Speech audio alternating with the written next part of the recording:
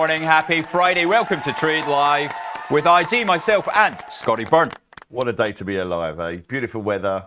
Isn't sitting it? here in the IG studio, sitting with you. What a day to be alive. Well, almost we weren't, though, because I forgot my pass to get into the building this morning. And I walk in, and Scotty's standing, because producer Phil hasn't put his name on the security gate.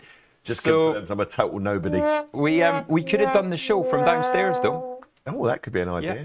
Set up downstairs for a one-off. Yeah. Imagine the boys in the gallery are trying to get all that done. Oh, the roaming camera. Yeah, in Greg's. You could walk into Greg's. Not the woman's. Yeah, not the roaming gallery. Yeah, the roaming one. Strike him, Centurion. Right, Bitcoin up and away. That's right, two-tier Kier getting very excited from the off. We will cover that and more. But what is coming up on today's show? Friday, the 11th of July. We're mixing up a bit today, actually. We got myself and Scotty only till 8:15, and then we've swapped that over. Scotty Byrne coming in with Esar for the week ahead. We've got him in all the way from the far reaches of Essex. We don't want to just have him for half an hour. That's right. Don't want to squander your best resource, do you? And then myself, Angeline, we talked to Bill Blaine with an E on the end of his name. What is going on this morning? They think Friday. they're already in the weekend. Friday Gremlins. Friday Gremlins. That's all it is. System error. Yeah, exactly. Right, and then we... you're going to do the old sessions, are you, Scotty? Evidently. Evidently. Yeah, looking forward to that. God, that's you on extra time. I know, absolutely. Overtime. I know, I'll start slapping tariffs on if you keep taking all my time like this. Number of the week, Angeline and Chris Beecham at 9:15, and then Jack McGuire to finish you off for the week. But let's have a look at where we're sitting at the moment on these future markets. 62.62. We're down 27 basis points despite Trump coming out with a threat of 35% tariffs on Canada. And Europe's next. Well, this is it. I mean, as we were talking before we came on, I think he tweeted, I think I saw it on the CNBC website. He's tweeted, I mean, he's in full tweet mode as well, but yes. Basically, the market's loving my tariffs. It made a new high yesterday. Tariff, I did see, tariffs. interestingly, that he put slapped the tariffs on Brazil. Yeah. Tariff, love the tariffs. And they've actually got a trade surplus with the US. Well, and this is the strange thing. It's now being used as a political weapon for the first time. He's going after everyone, the Brazilians, Powell as well. You can't redecorate the Federal Reserve. Misappropriation of that was another. Have you not? No, I haven't seen this. Accuses Powell of mismanagement of the Fed. I don't know if he got like some new carpet in his office or some new post-it notes. Or like Boris' wife. Yeah, Back in the day. I mean, hopefully it's not 17 grand a roll wallpaper, but yeah, I mean, I mean, he's back to acting with just complete impunity, and the markets love it, right? Because when you actually look, I did read one liner in a piece we might get a chance to talk about from a guy called Rich Excel, where he said there are no conservatives left in Washington DC. Ah, dear. It's just throw money at it, dress it up as helping everybody. And Yeah. So yeah, interesting times, eh? Right, let's go in. We got to take a look at Bitcoin, don't we? We're going to do that in overnight action.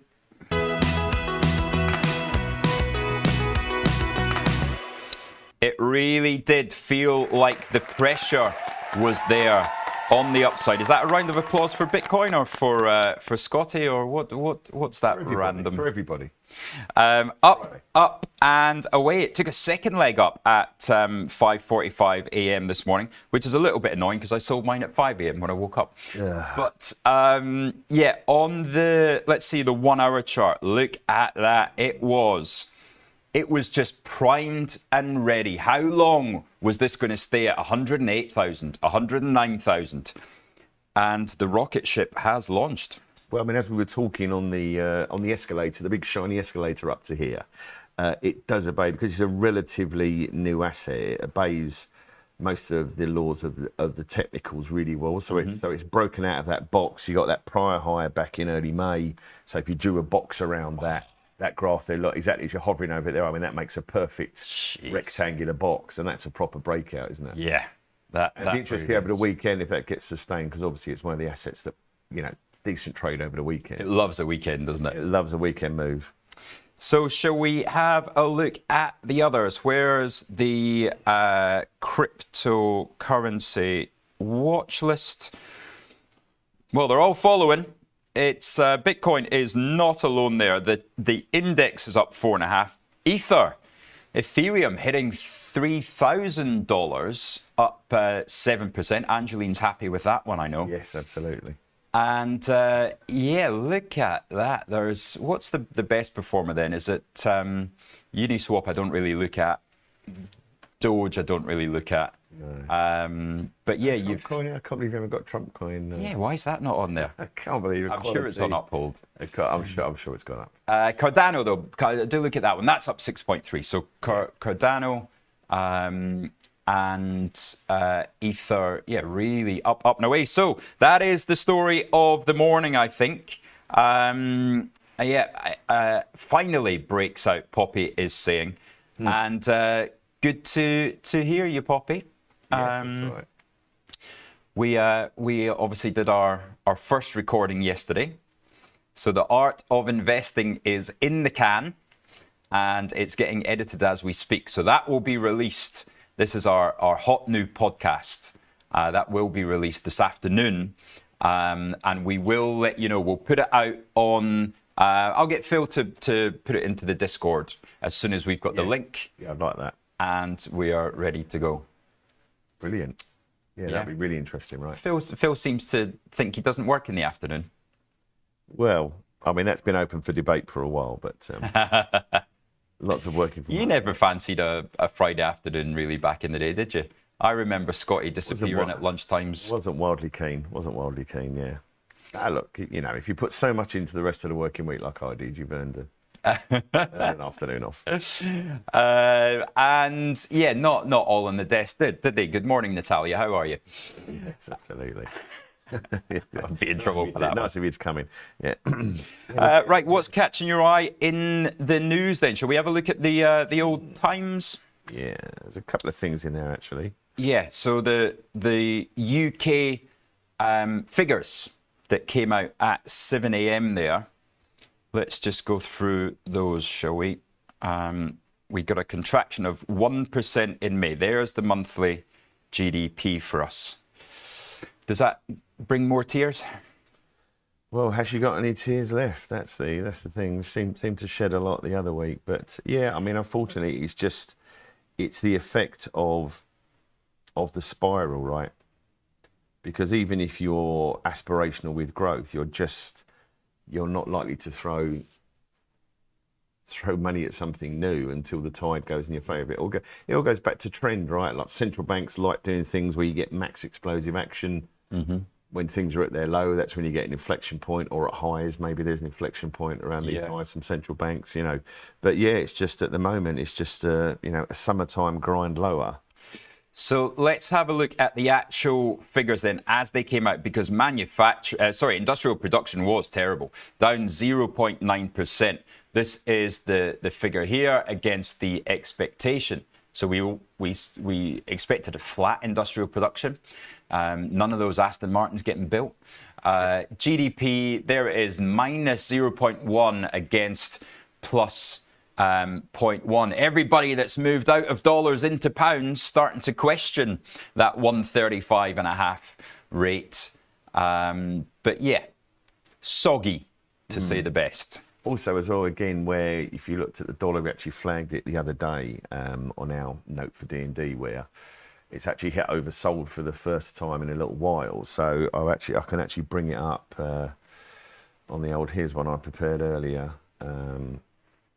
This is the whole dollar. Yeah, so this is the Dixie basket, which is effectively euro dollar. But if we can move to my laptop here, if possible, yeah. So we can see at the bottom of the screen there, look, it's just touched RSI oversold, got back down there in May. It's had, 6 or 7 up days, and we were making the point about. Is that right? It's had 6 updates, up days. Up days, yeah. If you look at the blue, we can zoom in a little bit on the. Wow. On the chart, whereby. And that's the daily chart. So that's the daily, yeah. So going back. You can look there. So if we just kind of zoom back out again, You can see, that's going back probably, it's had about a year effectively. So you can see it hit oversold last year on the sell-off against the yen, had the bounce, March, April into May, had the bounce again. Again, it might not sustain, but you've just got, and we were talking about money flows, and we've been talking about money flows, haven't we, for quite a while, where you saw on that initial sell-off on the tariffs, the dollar being sold as you rotated into DAX, into Europe. Yeah. But then the weaker dollar has now gone back to being that anecdotal tailwind for equities.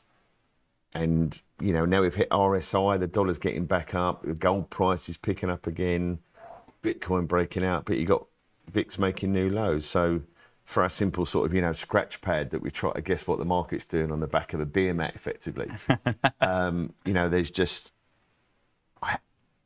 these kind of metrics, I just think short term, again, I don't want to bang the same drum every day about markets overdone, but into numbers next week, which we're going to talk about with ESAR, but, there could just be, it just kind of screams complacency. Small caps breaking out, whereas we've discussed, the conditions aren't there. There's a little shot across the bow this morning. This is from BCA. Now, who are BCA? The Bank of Canada? No. Right, no. BCA? I don't know. Anyway, Research House, I've been sent a bit of research this morning, and it's an interesting one. I quite like this. Maybe I'm talking my own book. Maybe it fits my thinking, but still, they are saying Japan is the most underestimated global risk, right? So there is still risk. Remember August last year, right? Remember August last year. So this is the Bank of Central Asia. That's where it's from. That's why they're talking about Japan. The thesis is that US tech valuations now hinge on Japanese real yields, right? So the real yields in Japan, yield minus inflation.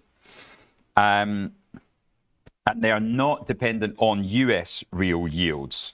The summary is that the yen is structurally underowned, and they think you should continue to be underweight US tech. Overweight yen against dollar. Okay. Underweight US tech, and that's because the ZIRP of the Bank of Japan is unsustainable as Japanese inflation expectations converge towards 2%.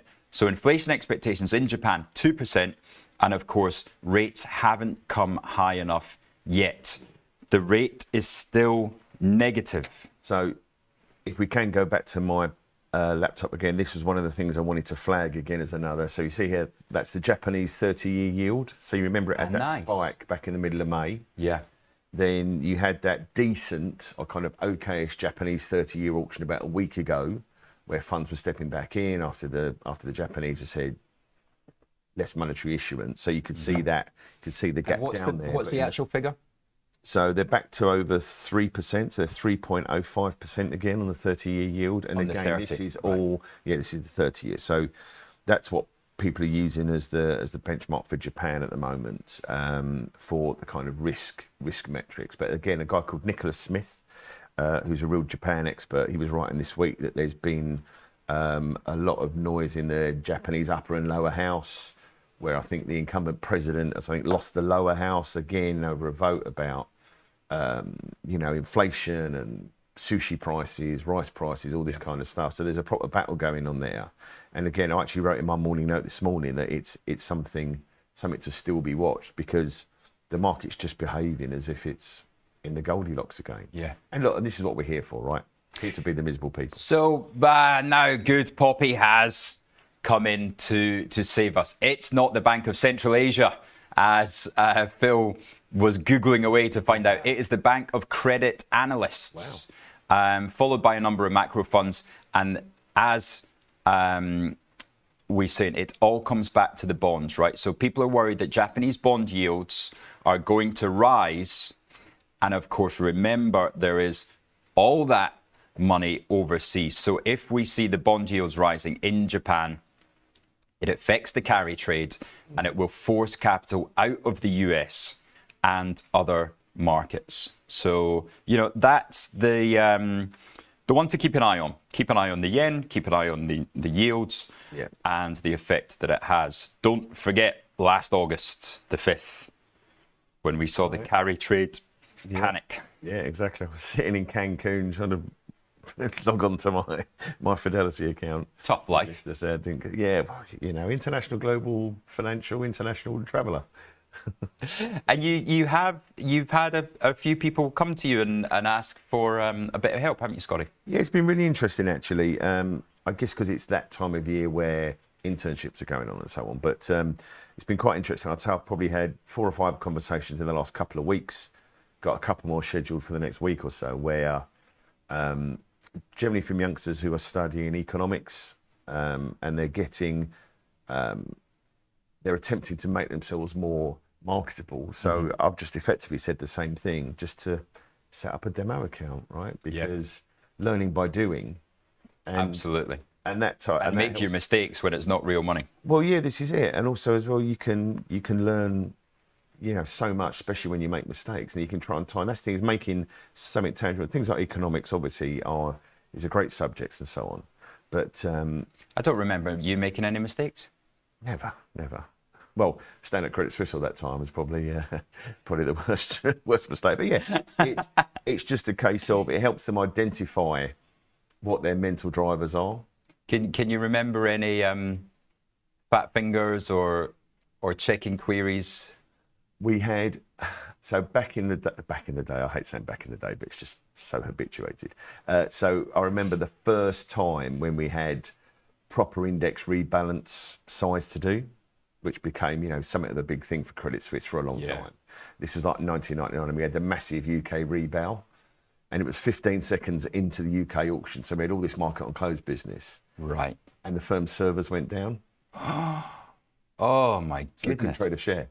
Oh. So that's probably as regards fat fingers, that's, Well, yeah, but it's not essentially your fault, but... No, it's not our fault, but you have to satisfy people. And again, you got some people who were tranching their orders in at the close. And yeah, I was going to say, was the other side, like the ARBs, not... Well, yeah, so the problem was we were having to sell index entrance to people at lows and having to buy index exits at highs. So as regards, I guess fat fingers and stuff. But yeah, it was quite... I remember my first week, so I think it would have been day 3, and I was sitting next to Shoney, and he goes, right, okay, it's a big auction, it's a reweight, and so just watch. We've got these traffic lights. Do you remember they built the traffic lights in the system?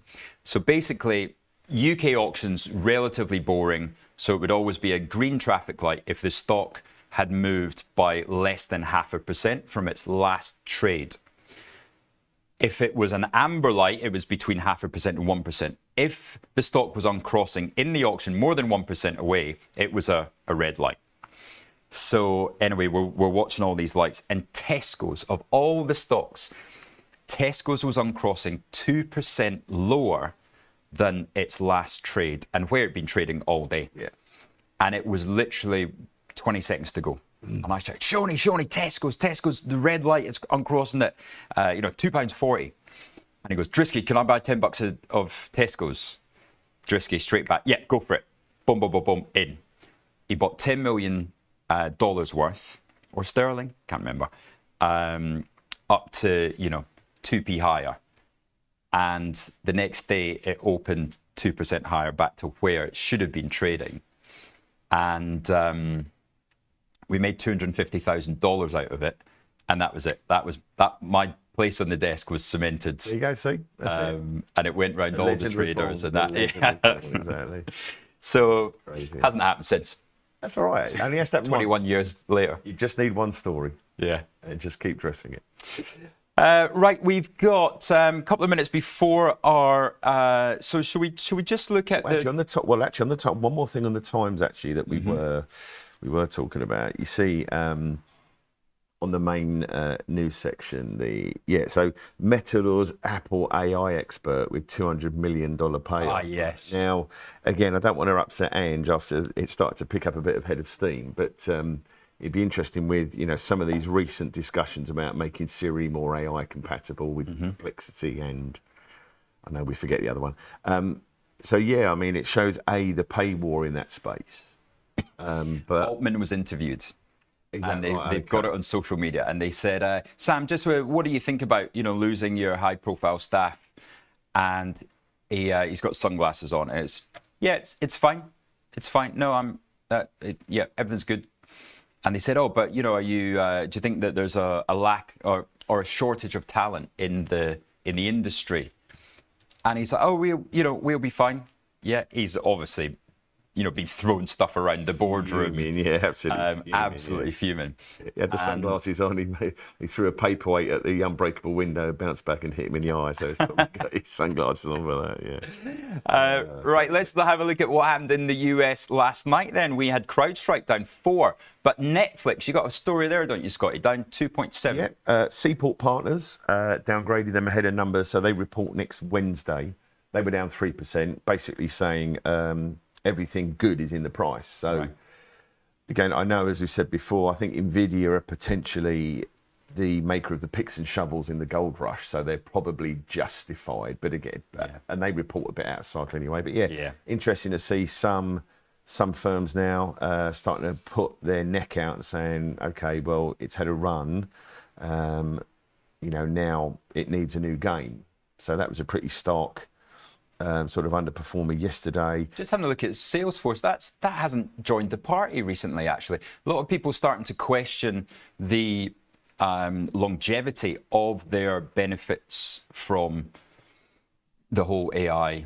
Well, this is starting to be the issue around at what point do you monetize, or are you able to monetize, where you're having to do, it's almost like the subscription argument for something like Netflix. I mean, I go into ChatGPT and Perplexity, they're great, and they're relatively low outlay, but at some point you have to start introducing new ways to get money out of these things, and all these things are going to have growth pains. But it's not straightforward. That's sorry, guys. Retailers picked up a bit in the US yesterday. Things like Target, which has been poor. I mean, again, it's been really, really weak for the last 2 weeks. Real high momentum sell, but they're just trying to bounce off the lows. Where, I mean, if you're talking about a dash for trash, I mean, you have poor numbers from Target, and so you can bring again. Let's just bring Target up just to get people's eyes on it. I have to do my F11, otherwise Phil's going to get upset. So you see the Target price there had a real clobbering on the tariffs, quite exposed there, been doing nothing, just kind of starting to break out. That's the daily chart for Target. So it's just starting to break out again. But this is what we're talking about before the show. There are certain warning signs that stocks that shouldn't be going up and small caps that the boxes aren't getting ticked. It's almost a prediction that everything is going to be much better in 6 months' time. I completely agree. Hope, the hope trade. If you're interested in that, struggling to break, that light green chart is the year-to-date VWAP, rolling VWAP. So that's where people are long. So I like to use that sometimes if you can't think of anything else to say. Yeah, it's quite interesting where people are long. You think, well, if that's starting to break. That's a good one. I like that even more than the 200-day. Yeah, well, you see, if you want to stay one step ahead of the market, you should use the 199-day moving average. But, it's quite. And then sort of looking at the sectors. I mean, as we were talking here, advanced decliners again were strong. High beta names outperforming, but not to the extent they have been to a degree. But interestingly, momentum's just actually stalling. So there's an ETF for everything. So the SPMO, which is the momentum ETF. That's actually not breaking out. That's hitting the. So this is where the bigger caps, as we're seeing, are lagging, and there's the catch-up trade. I mean, one of them pointed out by Monkey Man there, Palo Alto down 6% yesterday, 193. So let's have a look at that one. The big recovery from April, and then you can see the big red candle down there. So that's back to where it was on June 12th. Wow. Okay, if you're watching and you're not subscribing, you know what to do. Come on. Oh, excuse me. It's Friday.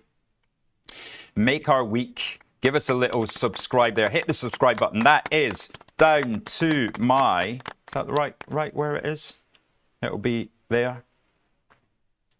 Oh, it's above, is it? Phil's saying it's above, isn't it? Above? Not on mine, it's not. No? It's right there. Yeah. Yeah, hit that subscribe button for us, would you please? Hit the thumbs up. Give us a like on like and subscribe. this. Give us our... No commitment, no bill to pay, just helps us get to the right places. Exactly. Right, we've got Guess the Chart coming up now. We've only got 2 people that get this right first. So bad at this. Shocking, really, isn't it? How bad at this we are. Are you going to get this? I mean, I would happily bet against myself every day. It's £10 says I get it before you. Oh, yeah, I mean, I'll just hand you a tenner now. Right, what country are we in? It's a UK stock, okay. And we're talking in pence, obviously. Yes. So that is coming up in 3, 2, 1. Who's going to finish the week? Top the leaderboard.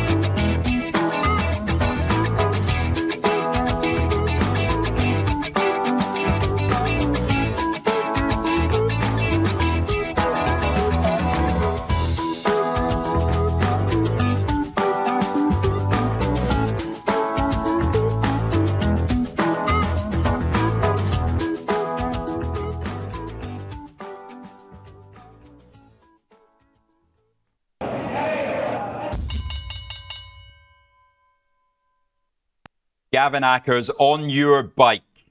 I was so close. I went through, I said Dixon's first of all, which shows my age. Yes, it's all right. Curry's. Yeah.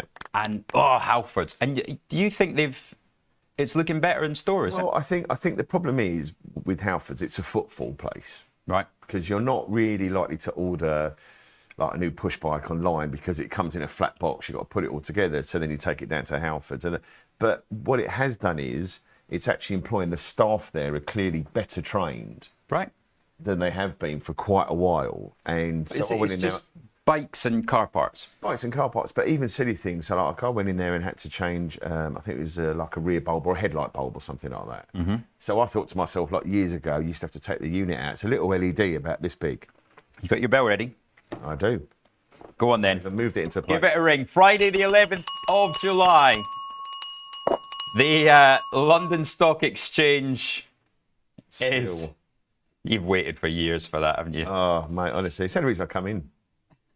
Oh, no. Bats up in my face again. What's going on there? Bats are. Wow. I shorted some bats in the open yesterday, and it is absolutely killing me. I've lost 500 quid in British American tobacco. Oh my God. Luckily, we've made it back in the FTSE. It was, It's a proper Friday. Look at all those stocks waiting to open. yeah. They're It's the snoozy algo. so right. Fresnillo up there. Oh, yeah. BP. That's had a great few days. Interesting that actually, so even though oil hasn't really moved, when you look at the performance of the S&P energy sector this week, some of the stocks out there have had a proper move. I've noticed my Occidental Petroleum going up. So up is that just because it's a catch-up trade? Just because there's still high yielders? Oil's sort of is where it is, another version of the cap-up trade. I mean, it can't. I don't think oil company share prices forecast the price of oil, but it just goes to show the old sweeping brush is getting bigger and bigger in the market. You're seeing that rotation now for the underperformers. When the market's top performers have done so well and are so high, then you find the rotation come out and they buy the underperformers. That's Yeah. Weatherspoon's down 1%. That's interesting. So I was getting the taxi yesterday to record this podcast, and I had a really chatty black cab driver. Right. You're really chatty, and we were stuck in Fulham, just after Stamford Bridge, and he was telling me about the Weatherspoons. And he was going, "Oh, you got to go in there." I took the wife in there last night. It was so busy. It was absolutely rammed. And £4.50 a pint. £4.50 a pint, he says. You don't get that anywhere else in Chelsea. £20 for a round I am for me and the wife. So Weatherspoons, I have to say he was right. We drove past, and even at 2 o'clock in the afternoon, it was rammed. Yeah, it is. Loads of staff. I think the cheapest Weatherspoons I went to, I was up in, where did I have to go for? I went to Grantham in Lincolnshire. About 18 months ago, and every tap on the bar was priced at £2.49. Right. Stella, rubbish hours you've never heard of, everything just across the board, make it nice and easy for everyone. Yeah, anything was £2.49. Right, Rolls Royce is getting back up there, 980. What's our all-time high for rollers? Is it 990 something? It's not gone through a tenner, I don't think, is it? 989. There we go. 989. So we're approaching that. Year I was born. In rollers there. And then just a quick check on the Vodafone, 81 pence, Legal and General 252. Do we have an update on the mining stocks? Now WPP. That's an interesting one now, because I was doing a lot of reading on the new CEO, and I was worried, because if she starts September the 1st and didn't know the company and has come from Microsoft, then is there going to be a period of transition that the company is going to continue to suffer? No, because she's been a non-exec on the board for 6 years. So this is a really interesting appointment in WPP. She's worked for Virgin Media in the past. She's obviously worked for Microsoft. But guess who else? One of the top companies in the world. Microsoft. Vodafone. Yeah, well, of course. Absolutely. She has worked for Vodafone there, sure. She gets my vote. Yeah, listen, I mean, a Ned is supposed to agitate and to point out where the board are going wrong. Mm-hmm. But I mean, that is if you look at you can just go back to my my laptop again for a minute, guys. I mean, that's the weekly chart for WPP. Brutal. Absolutely brutal. What do you think happens there, just on a technical aspect next, Scotty? Well, I would imagine generally, I mean, it has bounced when it's made oversold when you go through this. So technical, I mean, the price action today, I mean, if that closes lower again today, then you need to redraw a new chart and zoom out a bit, because true, for a Friday, I mean, if you've been, look, I mean, it's been a great short, and if it's down 18%, again, this is a bit like your argument about some stocks, right? If you were shorting this, stock was down 18%, and you close it, are you going to want to short it again at 5-year lows? And that's going to be the key. Yeah. And look, and who's to say it shouldn't be? Because at the minute, that's I mean, their whole infrastructure is just not geared to. Well, she is a specialist in AI as well. Right. So that, there's a lot look, of, I mean, it's I'm the sure right appointment is what I'm saying. Absolutely, but there will be a cost involved to changing direction of a ship Yeah. that's been such a darling for so long. Kieran McKenzie's saying, am I the Michael Saylor of Vodafone? Is that the... Right, yeah, exactly. Good, right. We, excuse me, dear me. We have, I was looking at the miners there. Glencore is at 309. So that's held the level of yesterday. I think I let some go at 308 yesterday. And then Rio Tinto, 44.37. Not much of a bounce there. And Anglo American, £22.42. Don't forget that there was a £31 bid on the table from BHP about 12 months ago. Only 30% lower. Lloyd's struggling though. Lloyd's still 76 pence despite the FTSE at new highs. Not really much. I think because Lloyd's are, I mean, obviously Barclays has the tailwind of the capital markets business. I mean, look, Lloyd's are the sort of uber cautious one out there. I mean, I have I've had a Lloyd's account since 1762 when I started work. But like, if I go to 3 or 4 shops and I will have to tap, 30 quid, 15 quid or something. The third time you try and tap, you have to stick your card in and put your pin in. So they're like really good. Well, I think that's personal to you, Scotty, because I never had that problem. Very probably. But it is, I mean, they are very good on fraud and they're very good on the nuts and bolts, which will keep them at the regulators' crosshairs. But that's not an exciting stock when you can be buying. Not in the new world. Not exactly. You've got the Revoluts and Monzos. Right, Scotty, do you want to take us through the luxury goods getting slammed? Wow. Is that the tariff threats potentially? I'm guessing so. I mean, it's interesting because I saw China was up today, first time in ages, on more stimulus chat. So the rest of Asia was weak. Hong Kong was up 1.5%. China was up on more stimulus chat. But again, we had that UBS upgrade when I was on last week of the Lux names. That's been having a run. So yeah, maybe that's just the tariff stuff again. I can only imagine that's the tariff stuff. I mean, it's only back to 200 euros. Yeah, no, it's not. It's not the end of the world. It's just a pretty stark mover early on a Friday. Yeah. And obviously Louis Vuitton backing it up as well, so it's clearly a sectorial thing. Yeah, exactly right. Right, on the upside in Europe, before, remember that that Trump's about to send a letter to the European Union today, telling them, threatening them, basically. We know it's not going to be nice because he makes the threats with August the 1st deadline and then walks them back. So, no shit, Sherlock. Like watching, this is going to be bad. It's like watching a teenage rom-com, isn't it? It's just, you're so horrible, I love you. You're so horrible, I love you. Speaking of which, your son's graduation?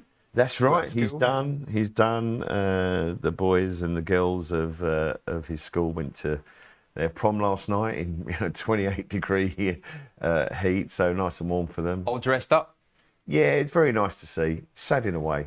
I mean, it only seems like yesterday he had his after GCSEs prom. Right. And then, and some of the other parents were at our house to see them off. So, yeah, very nice. Yeah, exactly. Blake Lloyd's has done nothing for 10 years, right? Yeah. Pretty true. So, yeah, nice to see him off.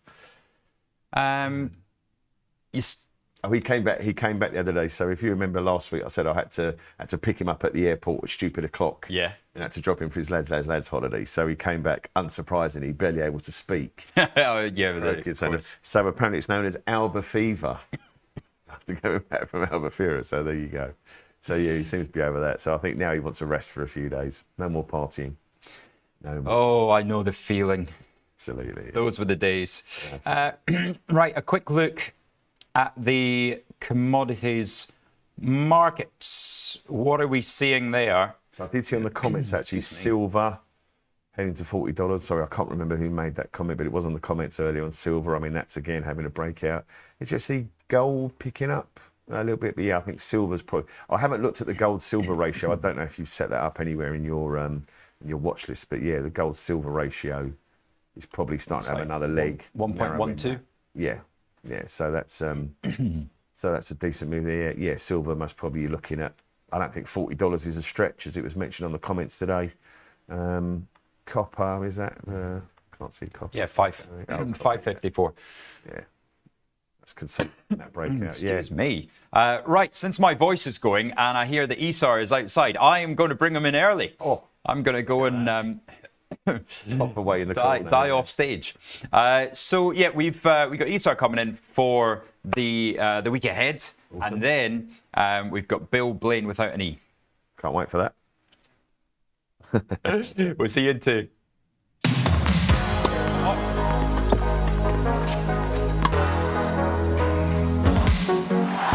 Let's do this. Hello, Pat Cash. So guys, I've always been known to be the fastest, the fittest, mentally the toughest, but the cash returns. That's something else. Watch and learn.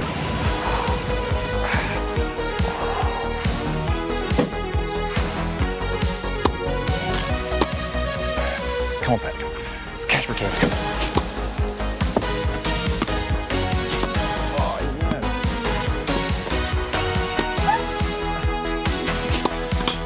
Hey guys, where are you going? You're not going to get better than cash returns.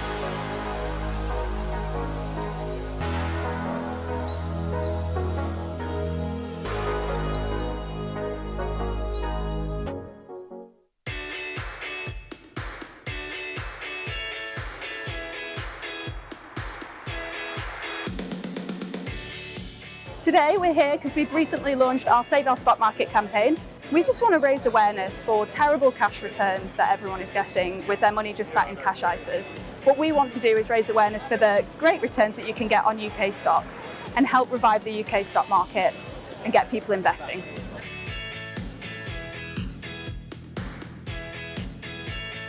There's a lot of bad feeling about the UK stock market, and it's really negating people's view on the UK market as a whole. There's some great companies. If we just start the ball rolling on people getting behind the UK stock market, then we can start to get the interest, and it's days like this. We get awareness of all the crowds talking about stocks. It's really that awareness, and ideally we'd like to take it to the government. We would like cash ISAs to be reduced, not because we don't believe in the chance of people saving, but more that you get higher returns, as much as 7 times historically, in investing that you can from cash. And that's not saying people go out and take a load of risk. It's about education, and it's about helping people to understand the benefits of investing and the limitations of holding their money in cash.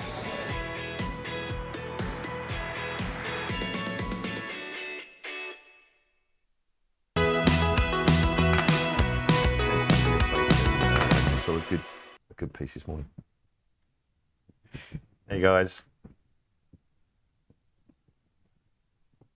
Good morning, everyone. Right, now we're going to go to the week ahead with Esar. We've got a big week next week. Lots It's of a earnings. monster week. We've had a Huge couple of week. quite quiet ones, and then like suddenly all the news hits at once. So yeah, I guess maybe has the market run ahead of these expectations? I did see EPS expectations have doubled from the last quarter's earnings. That's mad, right? Like we, at the start of the year, Rich and I sat down and looked at some of the EPS forecasts and like, what do we think is going to happen to PE ratios?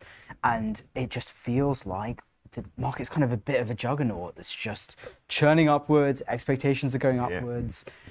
So it feels like not very much can kind of stop the momentum, but at the same time, that just introduces risk, right? Especially if there's any downside disappointments.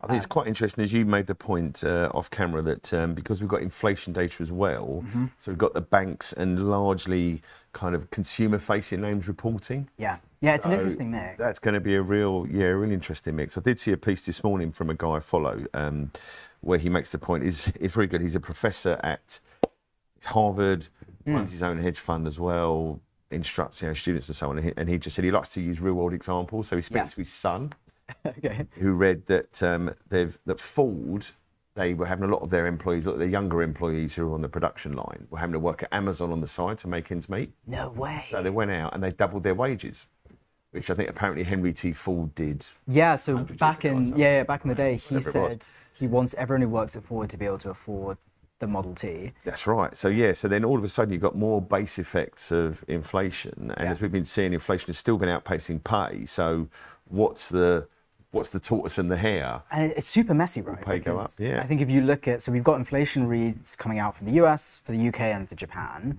I think all of them have their own kind of complex, messy story. So I think with the US, everyone has just been waiting to understand what is the impact of tariffs on inflation reads. And the problem you have is that every time we have a tariff announcement, a few days later we have a delay of when those tariffs are coming in. Yeah. And so we're just left in this kind of limbo and we don't know. Yeah, look, I think as you say now, it's reached a stage where everyone's ignoring the tariff stuff. Right, but like, I don't know, some of the letters that came out recently look kind of scary, and there's a letter for the EU planned, like Brazil letters. It almost feels like, I think Rich and I used the phrase, I mean, he's fully emboldened now. Yeah, but it's like the boy who cried wolf. Like he's yelling about tariffs, and every time there's this kind of taco trade where he pulls back. And I don't know, at one point, I suspect he's not going to pull back anymore, and I think market's going to have a potentially kind of negative. Well, I mean, I guess if you feed an ego of that size, where after the market's reversed, they're now making new highs. Yeah. He's obviously thinking, oh, the market got it wrong. And listen, maybe and I keep seeing, maybe we've overestimated the tariff stuff. Maybe 100%, right? I think the issue is... It's only going to impact goods anyway. Well, the issue is that a lot of the time, as I said to Rich, I've been speaking to a few economics students of late, and while it's an incredible science full of very smart people, you have to refer to history. Yeah. So a lot of the tariff notes I saw was on the Smoot-Hawley Act, 1928, and what it did to the market. It's a totally different economy. But the problem is, as well, it was using 3 years after the tariffs, but also that includes 1929 and the Depression, the Great Sell-off. So, maybe we've got it wrong. Maybe he's right. Maybe we're wrong. One. I was listening to a podcast this morning, which was all about has globalism failed or succeeded? And I think part of the thing that they were looking at is like, look, your traditional economic models talk about how like if you really go back to like Econ 101, like you live on an island and someone else lives on an island, and you can make like coconuts or catch fish. And what you tend to see is the person who's slightly better at catching fish relative to getting coconuts just produces fish, and the other one just produces coconuts. And like the problem is, that's not the world we live in, and there's 3 reasons why. Reason number 1 is the goods are not all agricultural. They're kind of largely manufacturing based, and so whether you are Taiwan producing semiconductors, it's not like the sand on the beaches of Taiwan is the comparative advantage. It's because they've deliberately invested in that kind of technology. So I think that's piece number 1. Piece number 2 is you have countries like China who are doing what are essentially defensive trade policies, things like currency manipulation, things like subsidies for EV manufacturing. And then the third thing is like you've got a kind of base in the US where like the manufacturing skill set's kind of been hollowed out largely over time. So I think like I am still like a big believer in free trade, but like I can see the frustration, you can see the pain with it. And so I don't know, I think we will see what the inflation impact is. It's hard to predict, to be honest, especially because of the potential lags. Like you don't know who's going to absorb the cost, who's not going to absorb the cost, how are they going to pass it on and not. Yeah, I think because the US has just got such a massive internal market, everyone always trusts the same to the US. So maybe they're just making the assumption that as much as the importers have to pay the tariff, it'll just get displaced. Well, or the exporters might be able to factor some of that in so they can continue to sell into that market. I'm sure there's a lot of moving costs. So one final thing on that article I read from that guy Rich Excel, he said he got 4 single scoop ice creams for him and his son and their respective wives. It was $33.80. Oh my God. So there you go. I mean, maybe the inflation read will come out hot. That's crazy. I think one final thing just on US CPI to keep in mind is everyone looks at the month-on-month number and the year-on-year number. The month-on-month number is quite noisy. The year-on-year number is very lagging. So we have to kind of take both with a pinch of salt. And one of the weird things about the year-on-year number is if we cast our minds to 12 months ago, 13 months ago, and 14 months ago, we had a series of very cold readings. And so what that means is we're comparing against a very low base. And so basically any inflation we get this month just adds almost directly on top of headline year-on-year number. And so what we might see is some of these base effects starting to disappear and inflation start to tick back up, even though there hasn't been like a material change on the year-on-year. I see what you're saying, yeah, I see what you're saying. As you say, it says those lower numbers are dropping off. Exactly, yeah, because you're looking at the 12-month total, and as some of the low numbers drop off, your headline starts to tick up. Well, we're certainly priced for perfection. That's So I think that's the US. I think UK, I mean, we just had GDP data today that was weaker than I think people had expected, and it was negative, which is never a good sign. I think the bank is looking for reasons to cut, in my view, even though the market has been a bit more aggressive on cutting expectations than I think the bank has been over the last kind of 6 to 12 months. So I think that will be one that I will look at more as a confirmation rather than as a like super interesting data point in and of itself.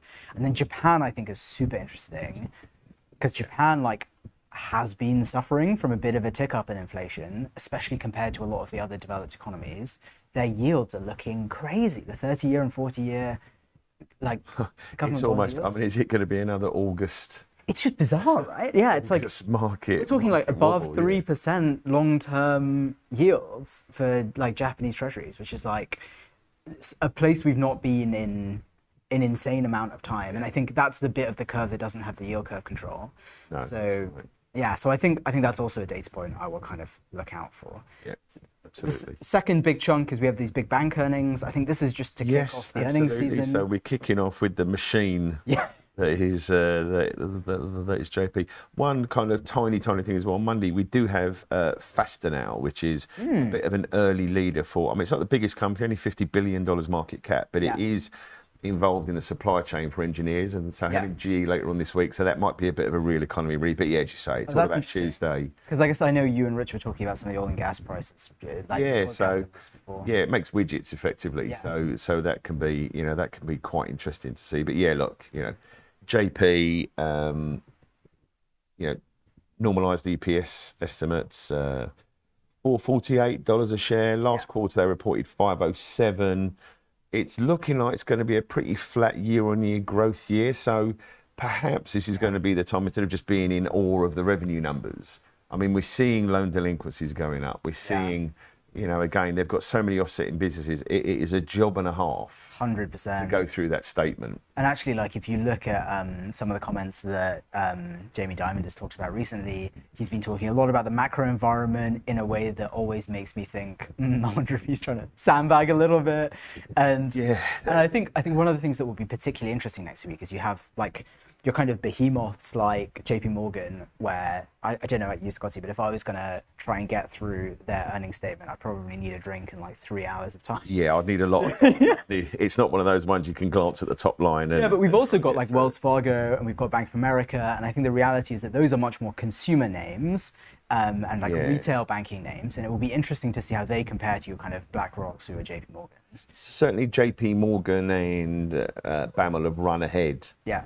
into numbers without a doubt. Yeah, and BAML still has an insane amount of like paper losses on their treasuries that really does impact their balance sheet. Wells Fargo is more of a kind of an accident avoidance story. They're trying to go quarter on quarter. I mean, again, a decent number expected from them, 140 EPS against 128 last quarter, year-on-year growth of 8%. And then you got the custodial ones, Boney, State Street. Yeah. Then what have we got? Wednesday. I think it's a big week in general for FI. Like, I think if you're a big US company in the financial services space, there's like more than a 50% chance you're reporting next week. We listed some of them.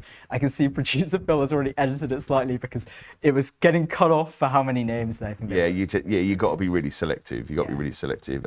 Interesting big growth numbers expected from Morgan Stanley. Yeah. 19% year-on-year growth. Then what have we got on Thursday the 17th? Yeah, Netflix, GE, Abbott Labs. Yeah, it's all about Netflix really, just to see. Yeah. Interesting. I mean, even though numbers are expected 48.74% year-on-year growth expected, over $7. Look at that EPS. The EPS number is the number that I think is like kind of crazy. So what was the EPS? I think, do you mind like sharing the, I don't know if we can pull up your Yeah, no problem at all. So let me just resize my screen, otherwise Phil's going to shout in my ear. So so you can see here, this is the site I use here. You can see it's quite handy for lazy people like me because it has a highlight on the days where there's a lot of stuff happening. So you can see Netflix there at the top. So yeah, look at that. Big year-on-year growth. Only a marginal beat on EPS last time, but when we were talking about they've sorted out that multi-access login subscriber issues. Yeah, so there was like the passwords sharing issue. I think we also had the noise that came from Netflix doing a bunch of live shows where people were subscribing to watch Mike Tyson have a boxing match or things like that. And I think Netflix's experiments with that have kind of tailed off a bit as some of the content that was being created during the writers' strike and actors' strike have now started to fully come through the pipeline. Yes, yeah, I've noticed actually there's almost a new, I mean, I get alerts up on my phone from Netflix. Yeah, there's like shows almost a every new week, show, right? Yeah. So I think I think the side effect of that is that I suspect that EPS number is slightly coming from lower costs rather than necessarily monster. Yeah, I don't think there's a ton of fresh growth expected. And as we were talking again off camera about that report yesterday, I mean, Seaport are a good firm, but again, to have move a stock like 3% where that space is going higher, is I mean that's a decent note. Yeah, a bit more minor. PepsiCo. Thursday as well, another consumer name. GE again, that's more the real economy stuff, which might be interesting. But yeah, it's all about Amex Friday. Yeah, Amex could be interesting Friday. Schwab as well for people. I mean, I would imagine Schwab's done pretty well, right? Yeah. Well, yeah. I mean, so you're expecting 50% year-on-year growth from Schwab. Wow. In top line. So that's going to be things like Hood's going to be good. So yeah, I mean. Outside of the inflation data, is there anything else I think macro-wise that's grabbing your I think it's eye? honestly, I think it's the tariff letters. So I think that's the only thing, and I think it obviously plays into what we spoke about with inflation. But you've got the EU letter is planned for at some point next week. The date keeps moving, okay. So I guess we'll see how brutal the tariffs are going to be there. I think the Canada tariffs have been announced. I think in general, the mood music of like baseline tariffs have gone from an expectation of 10% to maybe 15, maybe 20%. So if you don't cut a trade deal, they're kind of starting to squeeze you a little bit more. And so I think while a lot of these tariffs don't come into effect till the 1st of August, I think the market will probably start maybe pricing it in, especially because Trump has said that he's not going to extend. The problem I have is like, he said he's not going to extend every previous time and he's extended. So I think it will come down to how credible do we think these threats are or not. Yeah. And who knows, right? Like, well, it's uncanny into August again, right? Where 1st of August, tariff letters, Japan news. But I do think what's been interesting actually is that I haven't seen a great deal out of Scott Bessent. Yeah. In the last couple of weeks, where you think he was the stabilizing influence. He was the stabilizing influence. Maybe he sold in May and went away. It's clear Navarro and Lutnick have been obviously sent on a long sabbatical this summer. They're not really anymore. But yeah, I mean, we're seeing the Trump tweets and things like that picking up to a degree whereby feels like the parents kind of left the building and the parents have left the building. School's out for summer. Everyone's going absolutely crazy. But yeah, I think.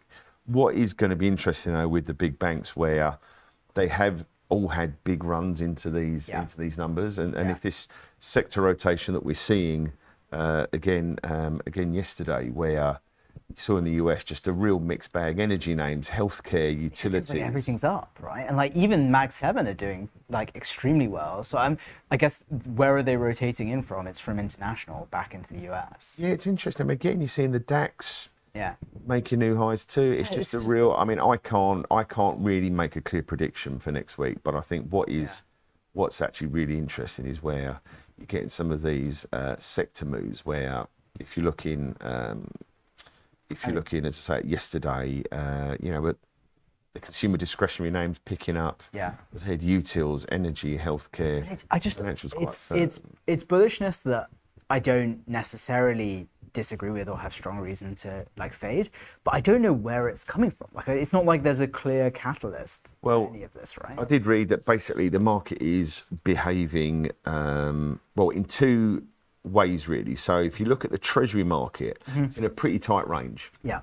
And that's probably telling you that supposedly the smartest people in the room are the money market people and the fixed income people. You can't listen to Dr. Copper anymore. But when equity markets are moving like this and bond markets are going, not really doing a great deal, the range is getting actually narrower on bonds. So it's almost like it's getting compressed to the point where at some point it'll have to break out. Yeah. Well, listen, we can't forecast, but we can try our best. Yeah. Big week next week. I'll definitely be staying tuned to the news. We will switch to Bill Blaine because I'm sure he's going to grip people a lot better than we've done just talking about earnings. So we're going to switch to that in a minute.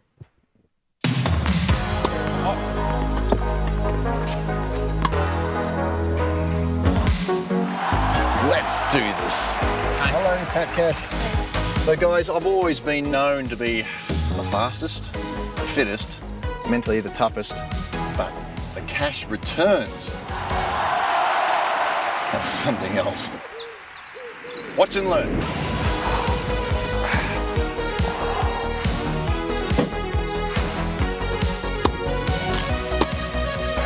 Come on, Pat. Cash returns, come on.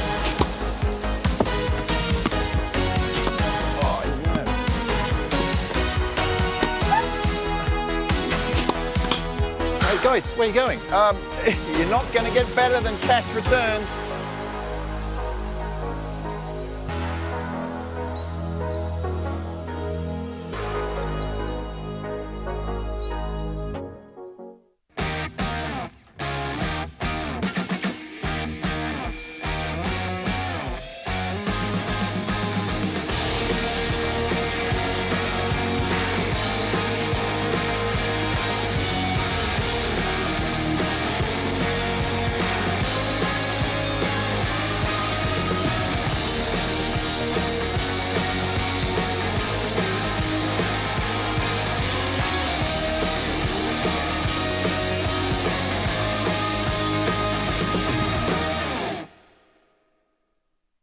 Bring me the next shiny new thing.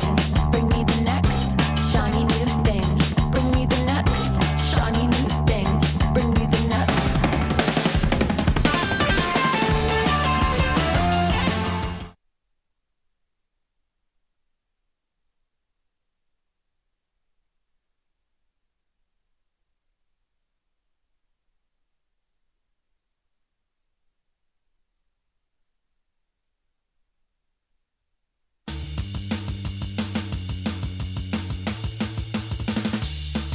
Hey, trader friends, welcome back.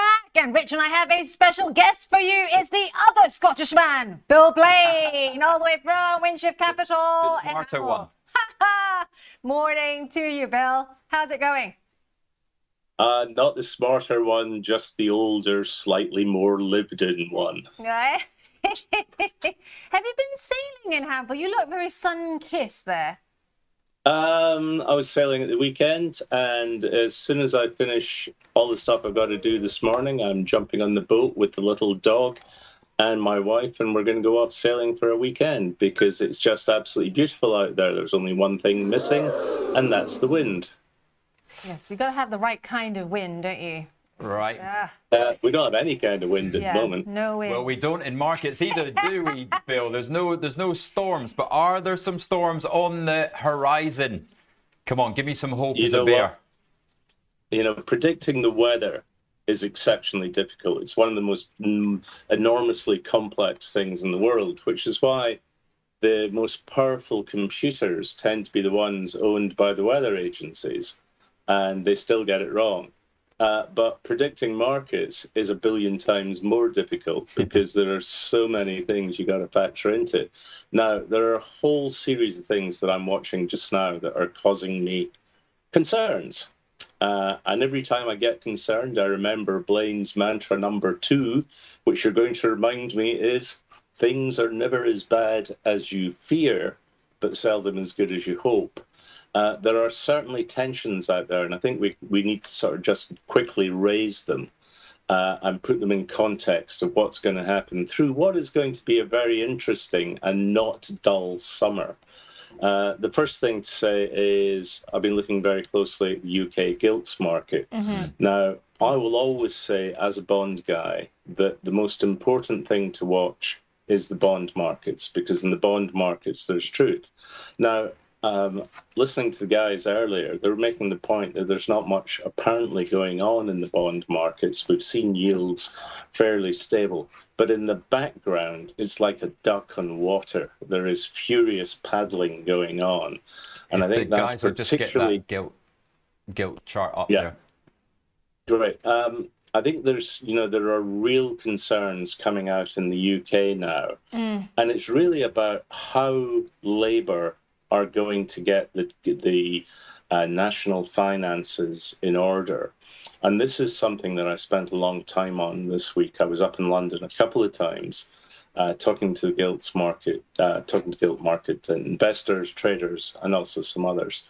And at the moment, we face a problem that the UK's financial situation is not great, and it's deteriorated because of global conditions. Trump, tariffs, global trade drying up, and also I think there are a number of issues that we've seen that are domestically inflicted, such as national insurance, which has caused a bit of a problem. As a result, it's becoming increasingly likely that Labour is going to be forced into taking even more aggressive action to cut spending and improve the outlook for the gilt market. And of course, that's proved very difficult for Rachel Reeves. She has kind of trapped herself into a position where she promised she was going to stick to very strict rules. That's and right. that there would be no tax hikes either. Yeah. Well, you know what? Situations change almost exactly a year after they won the election. I think it's inevitable now that we are going to see tax hikes. Now, unlike many, I actually think Rachel Reeves is a good politician. She's trying her best. She's trying to make the things.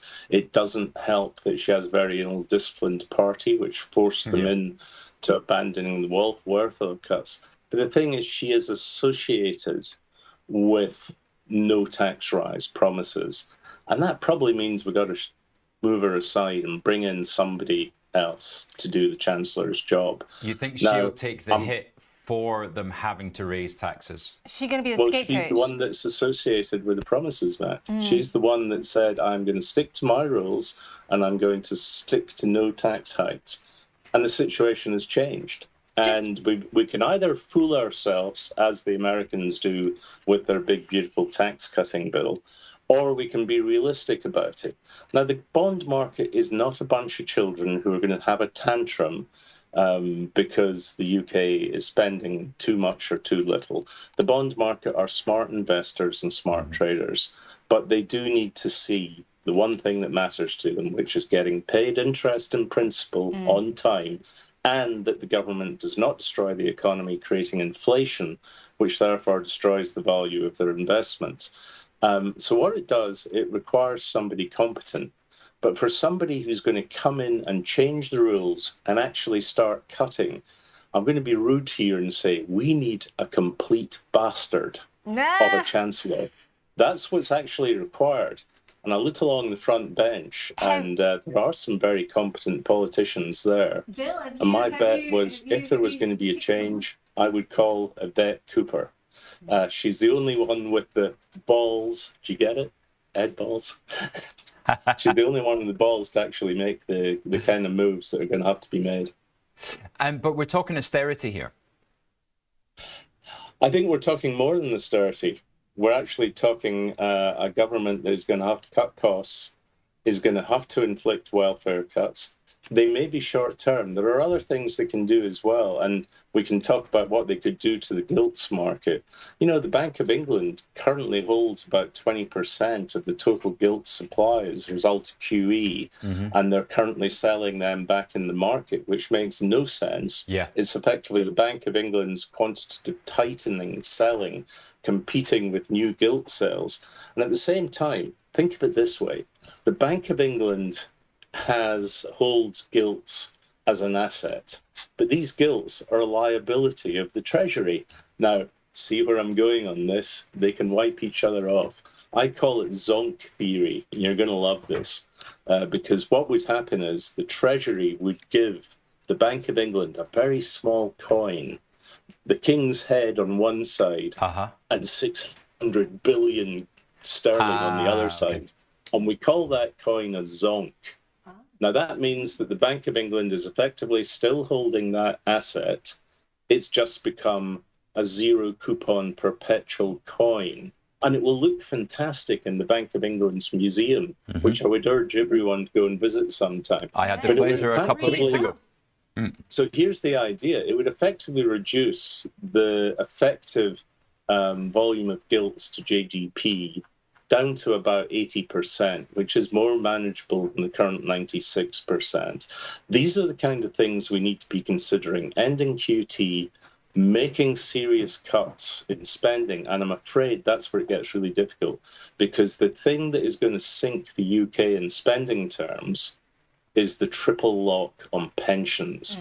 Now, to even suggest abandoning Bill, the just pensions... before we move on from it, there has to be a consequence of that, though, right? It's just financial engineering. We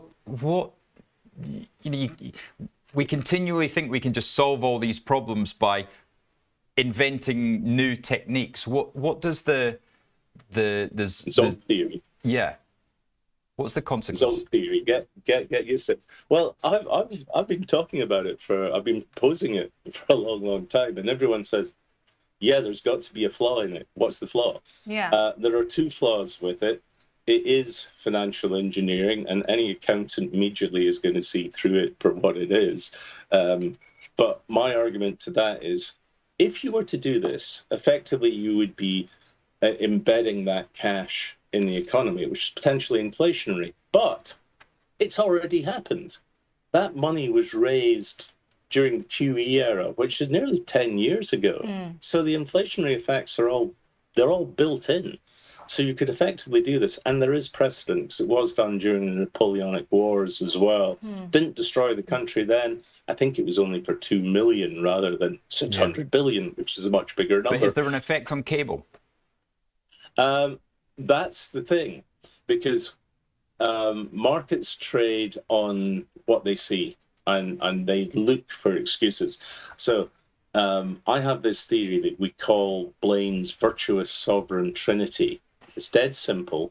What it says is any nation that has a stable currency, you just referenced cable, the dollar sterling exchange rate, that has a sustainable bond market, and the UK's gilts market is actually one of the best performing government bonds markets.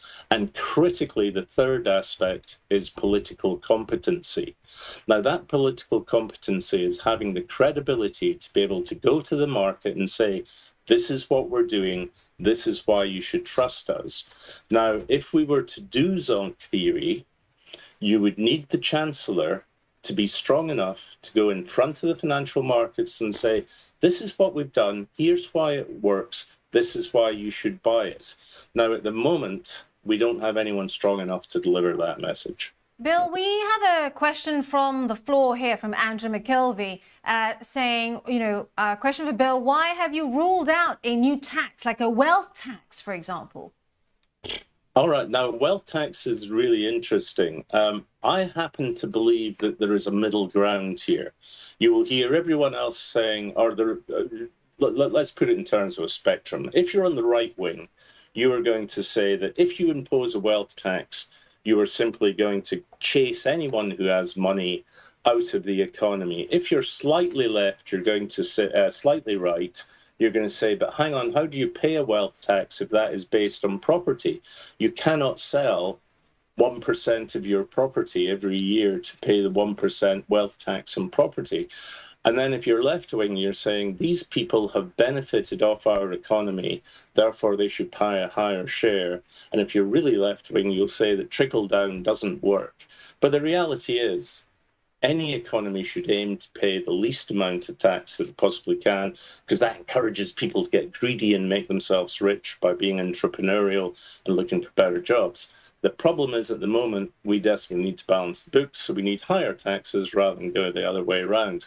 Now, my thinking is that you could reach a middle ground here. You could come up with some kind of wealth tax that comes with benefits. So you get tax breaks against your wealth tax by investing in, gilts or other UK assets. But all these things are dangerous because the consequence is any kind of tax introduces friction, mainly bureaucratic and regulatory and compliance frictions that just make the effective functioning of markets more difficult. Which is why I go back to my earlier point is we need a really brutal, a complete bastard of a chancellor to go out and explain these policies. Now, much as I admire Rachel Reeves, and I do genuinely believe she's very good, we need somebody who can actually go out and get pushy about this. And she just doesn't have the political capital at the moment to raise income tax. I'm afraid she doesn't. To impose a wealth tax. Does Pat McFadden No, no. It's Cooper's the only one. I mean, having looked at it, and let's not waste too much time on a small, desolate economy at the far end of Europe, at the unfashionable end of Europe, called the UK. Let's actually talk about, how this works in the US, because you got the same problem here. Now, I'm going to throw a theory at you. I'm going to throw an idea at the pair of you here. I'm looking at the big, beautiful tax bill, and I'm telling myself, this is private equity 101. You've just done the biggest debt for equity swap in global history. America's dark enlightenment of tech billionaires and hedge fund managers persuaded Donald Trump to push through this policy, which effectively leverages up the working people of America to push stocks higher by cutting taxes on the wealthy. I mean, it's a brilliant plan for the dark enlightenment, but ultimately, who's going to pay for it? It's going to be US workers, because it's going to lead to higher debt, and workers have to pay the cost of that debt, or they see their currency collapse. There's that wonderful saying that, the young should be blessed because they will inherit the national debt. I think that was Hoover, wasn't it, that said that? You know what, Angeline, the only thing the young in the UK, Europe, and the US are going to inherit is that debt, because they ain't getting on the housing ladder. They can't afford to rent. They're giving up work because there's no future. And why is that? Is because over the whole QE era, we saw the price of money so distorted that financial assets went shooting up in value. The effect was to make the rich richer at a time when wages flatlined. But we've had massive tax increases, massive inflation, and rents, the cost of accommodation, which is one of the key things for any economy, have gone through the roof. I know for a fact that young Londoners, they've seen the rents double in the last 3 years. They can't afford to work, which brings us back to the discussion you and I recently had about what I call the barista event horizon. Now, that is the sure and certain collapse of any economy when no one can afford to employ a coffee maker. If you can't get a decent cup of coffee in the morning because nobody can afford to be a barista, economies die immediately, quickly. And speaking of which, guess what's just arrived at my desk? An absolutely beautiful, cold, that's timing for you. But Bill, I need to play devil's advocate there, because I have been moaning about this since 2017, and I've been complaining about the debt. And as I think all three of our favorite page is the US debt clock. This week I listened to a podcast that I almost wanted to throw my phone on the ground before it was stolen by a person on a bike going past in Knightsbridge. No. Because, well, that's you either get stabbed or get your phone stolen in Knightsbridge nowadays. So ChatGPT would have you believe. Yeah. Or what's it? GE News, yeah. But the argument that they had on this podcast was spending as a percentage of GDP is only 24%. It's not until it gets into the 30s that it is inflationary. So that's US spending as a percentage of GDP. The US debt at 37 trillion is against a US asset base of 250 trillion. Now, I haven't heard that argument before, that it's okay because the Statue of Liberty is worth, so many trillion. It doesn't matter that our debt's 37 trillion. It doesn't matter that our deficit's 7% of GDP, because it's all manageable. Is that complete and utter rubbish? No, it's not actually.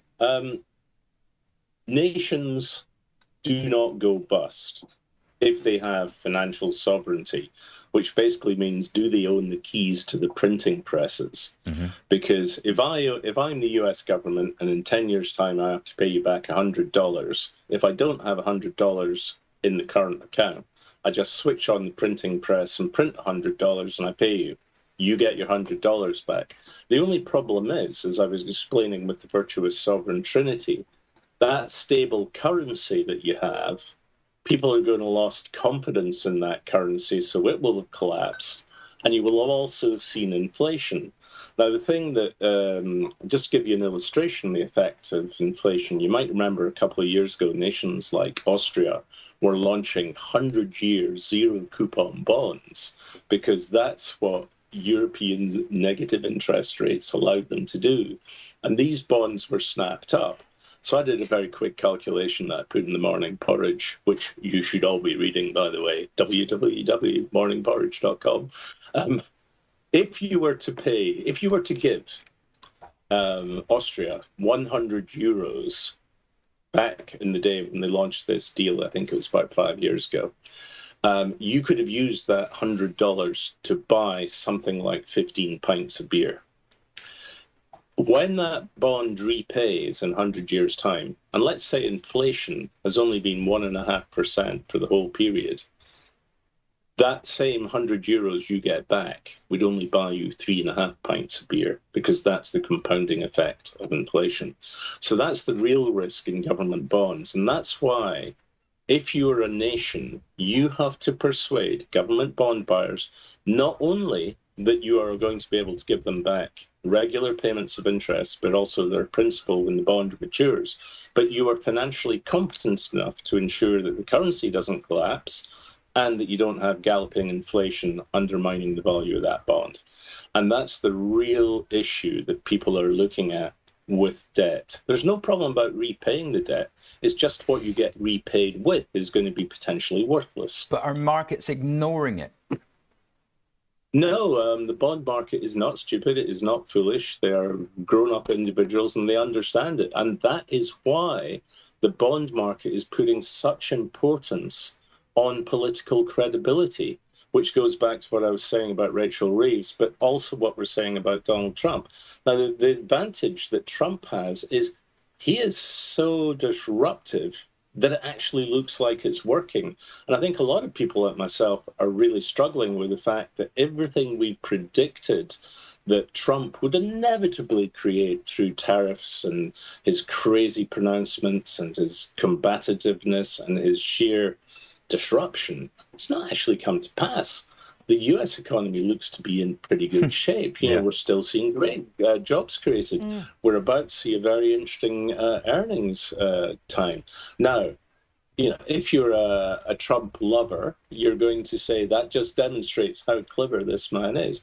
If you are suspicious, you're going to say, we haven't seen the effects work their way through the economy yet. Bill, when are we going to see these, you know, red flags, red signals from the bond market start to play out in the equity markets? Because as far as we're concerned, we've been looking at the markets every day, day in, day out, just like you know, they just keep creeping higher, this complacency, you know. When is the crack going to appear?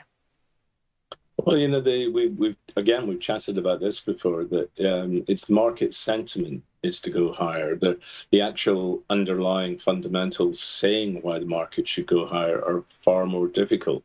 I tend to look at these fundamentals and panic and worry about them too much, which is why I'm a terrible trader. The real fantastic article from someone everyone should read if they get the opportunity, is a guy called Torsten Slok at Apollo. And he puts out, I put out a morning comment that's pages and pages of plain thinking. Torsten puts out one paragraph that explains everything very simply and succinctly. So it's dead easy to read and dead easy to understand. And he points out that the degree of concentration risk in the US markets just now has never been higher. Basically, if you buy the S&P 500, you're making a bet on US tech stocks. Whereas I go back and I think about that, and you know, having the kind of mind that collects nonsense that I have, I think back to 1903. Come on, what happened in 1903? Right, you have to go to a place called Dayton, Ohio in the States, where the Wright brothers flew the first airplane. That fantastic period in history, the Wright brothers then dominated this new market selling aircraft, and they got orders from the US military. They even sold their first plane in Europe, I think, was sold to the Royal Flying Corps by the Wright brothers. But within 15 years, and of course World War I, which spurred development, Wright brothers no longer dominated that market at all. The best aircraft were being built by the British and the French, and the Americans, who had pioneered building aircraft through Wright brothers, just weren't anywhere in the frame. Now, I say that's an important moment because we can look and learn the same lesson about what's going on in the tech markets just now. You got NVIDIA hitting 4 billion, it closed over 4 trillion, sorry, not billion, I mean billions rounding error these days. 4 trillion, that's a proper grown-up kind of number, isn't it? That's a 25th of a quadrillion. More than the whole of Europe. You've got that, and it's all fueled by the expectations for the AI business. And you look at what's going on in AI. You've got Meta, great story in the headlines this morning. Meta is paying $200 million for this guy from Apple to come on board and do AI, along with a whole bunch of other people that they poached from OpenAI on 100 to 200 million salaries to come and join. And it's just unsustainably Things mad like that because are usually the flags in the top, aren't they? they are. Flags They at are. the Yeah. Having said that, Bill, it was the head of Ford who many years back said he's not worried. I think it was Ford, wasn't it? Not worried about other car makers, but he was actually worried about the Apples, the Alphabets in the car industry, and I thought that was really prescient. Well, as we know, Apple, I'm just trying to think that through because, Apple pulled out of its car development. They But yet we've messed seen, up. Indeed, they did. But, yeah, those but of then us we've that... seen, I'm not sure if it was the Chinese car you were bragging to me about the other week that you were looking at. Ah, the Xpeng. Which is basically a tech firm that has built a car that the car is integrated into their tech rather than the tech being integrated into the car. Yeah. And that is what to be scared about. And totally, that's my point. Boy, these are like just moving computers. Since we're talking about China, let's look at what China's done to the EV market. Tesla created the whole EV market. Today, for numerous reasons, not the least being the fact that Elon Musk is definitionally hat stand, they are completely out of the game. It is dominated by the Chinese, who have completely redefined the way that that's going to happen and the battery technologies. Now, that's just a clue as to what's going on with AI, because we've got all these massive AI is going to change the world. Well, it's changing the world, but not in the way that is going to create enormous profits. And it's the same thing with robotaxis.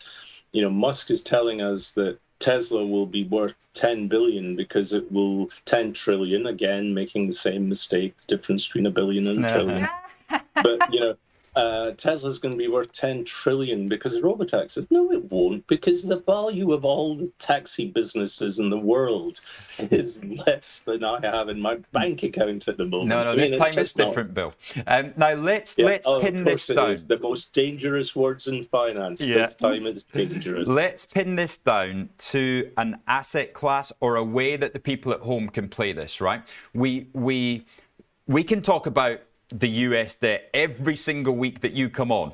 We can talk about Rachel Reeves' problems every single week that you come on. But what is the trade at the moment? You're not a trader, but should they look at the Japanese yen? Should they look at volatility? Should they, look at some really cheap crash protection puts on the Nasdaq? What area do we focus on? Short dollar. Okay, I think there's two. Yeah, I think there's two things to think about. We have a very we've used the word complacent. We've used the words that this kind of rise in markets on such little good news is unsustainable, but it's still very much a sentiment-driven market. So I think there are aspects playing sentiment. I also think there's fundamentals to think about, and one stock that I would bring up, which is good and bad, is Boeing.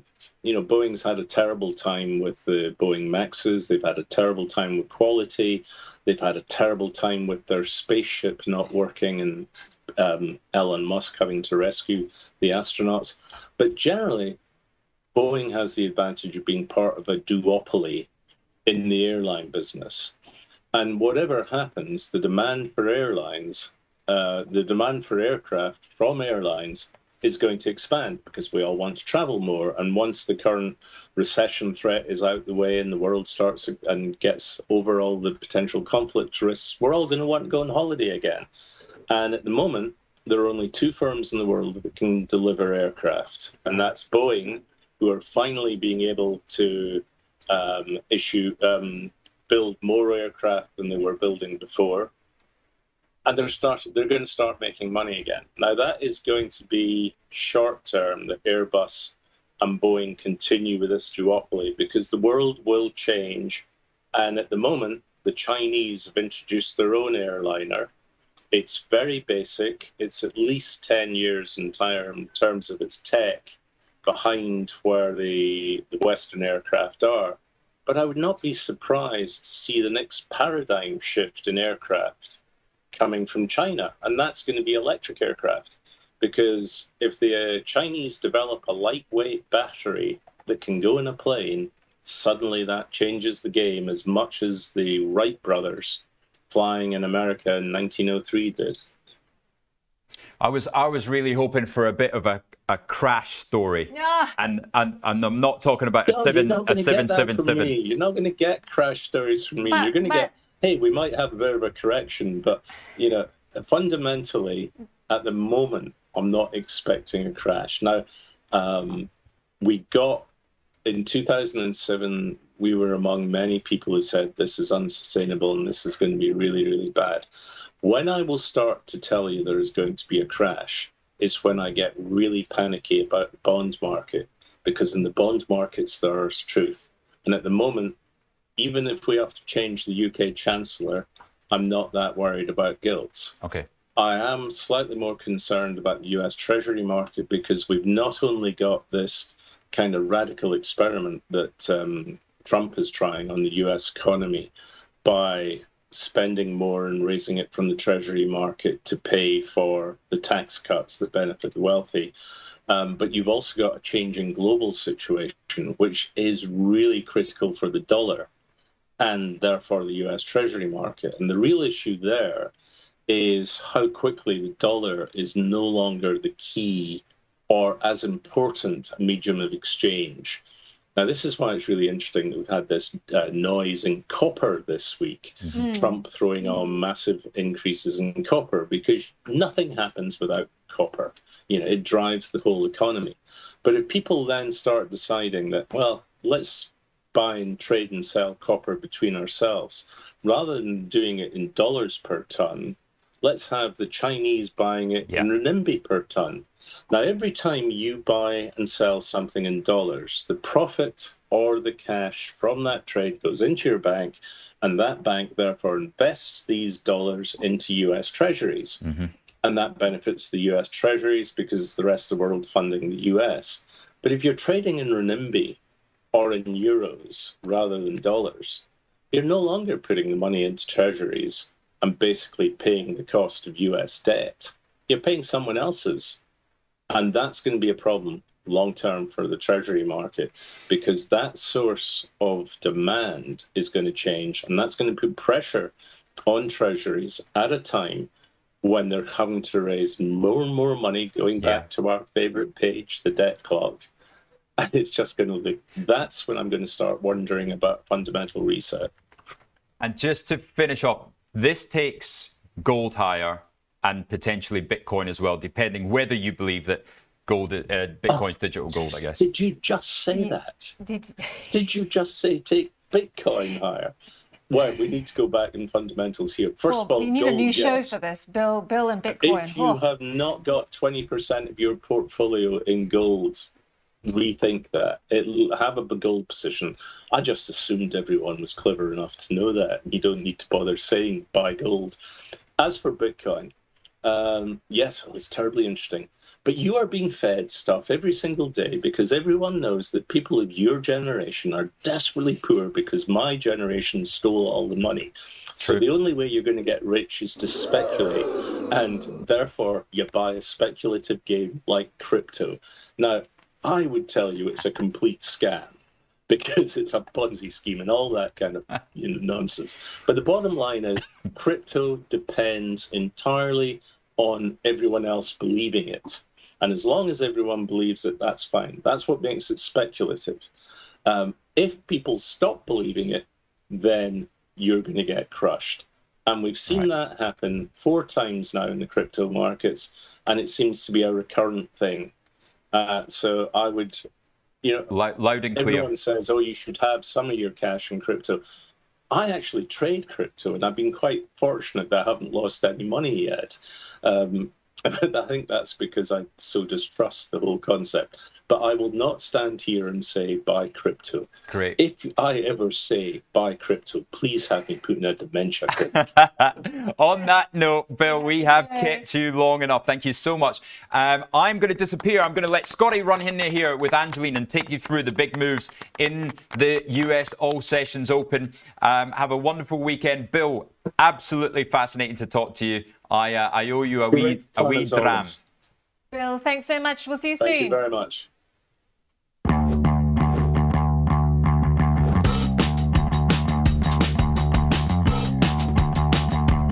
Bring me the next shiny new thing. Bring me the next shiny new thing. Bring me the next shiny new thing. Bring me the next.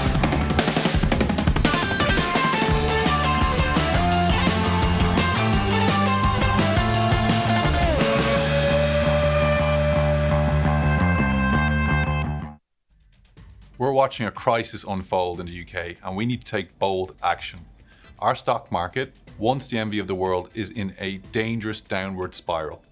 At the same time, the UK is stuck in a damaging savings-first mindset with far too few people investing to build wealth for the long term. With our Save Our Stock Market campaign, we're calling on the government to deliver the urgent policy changes our stock market badly needs, from scrapping stamp duty on UK shares to encouraging a shift away from stagnant cash savings and using incentives rather than penalties to get people backing British firms. And to show we're putting our money where our mouth is, we'll be offering every new customer who joins IG across July and August a free UK share bundle. For too long, policymakers have been paralysed by the desire to keep everyone happy. But the time for working groups is over. This is about getting more Brits investing while saving a strategic national asset before it's too late. You can read more about IG's SOS campaign and free UK share offer on our website.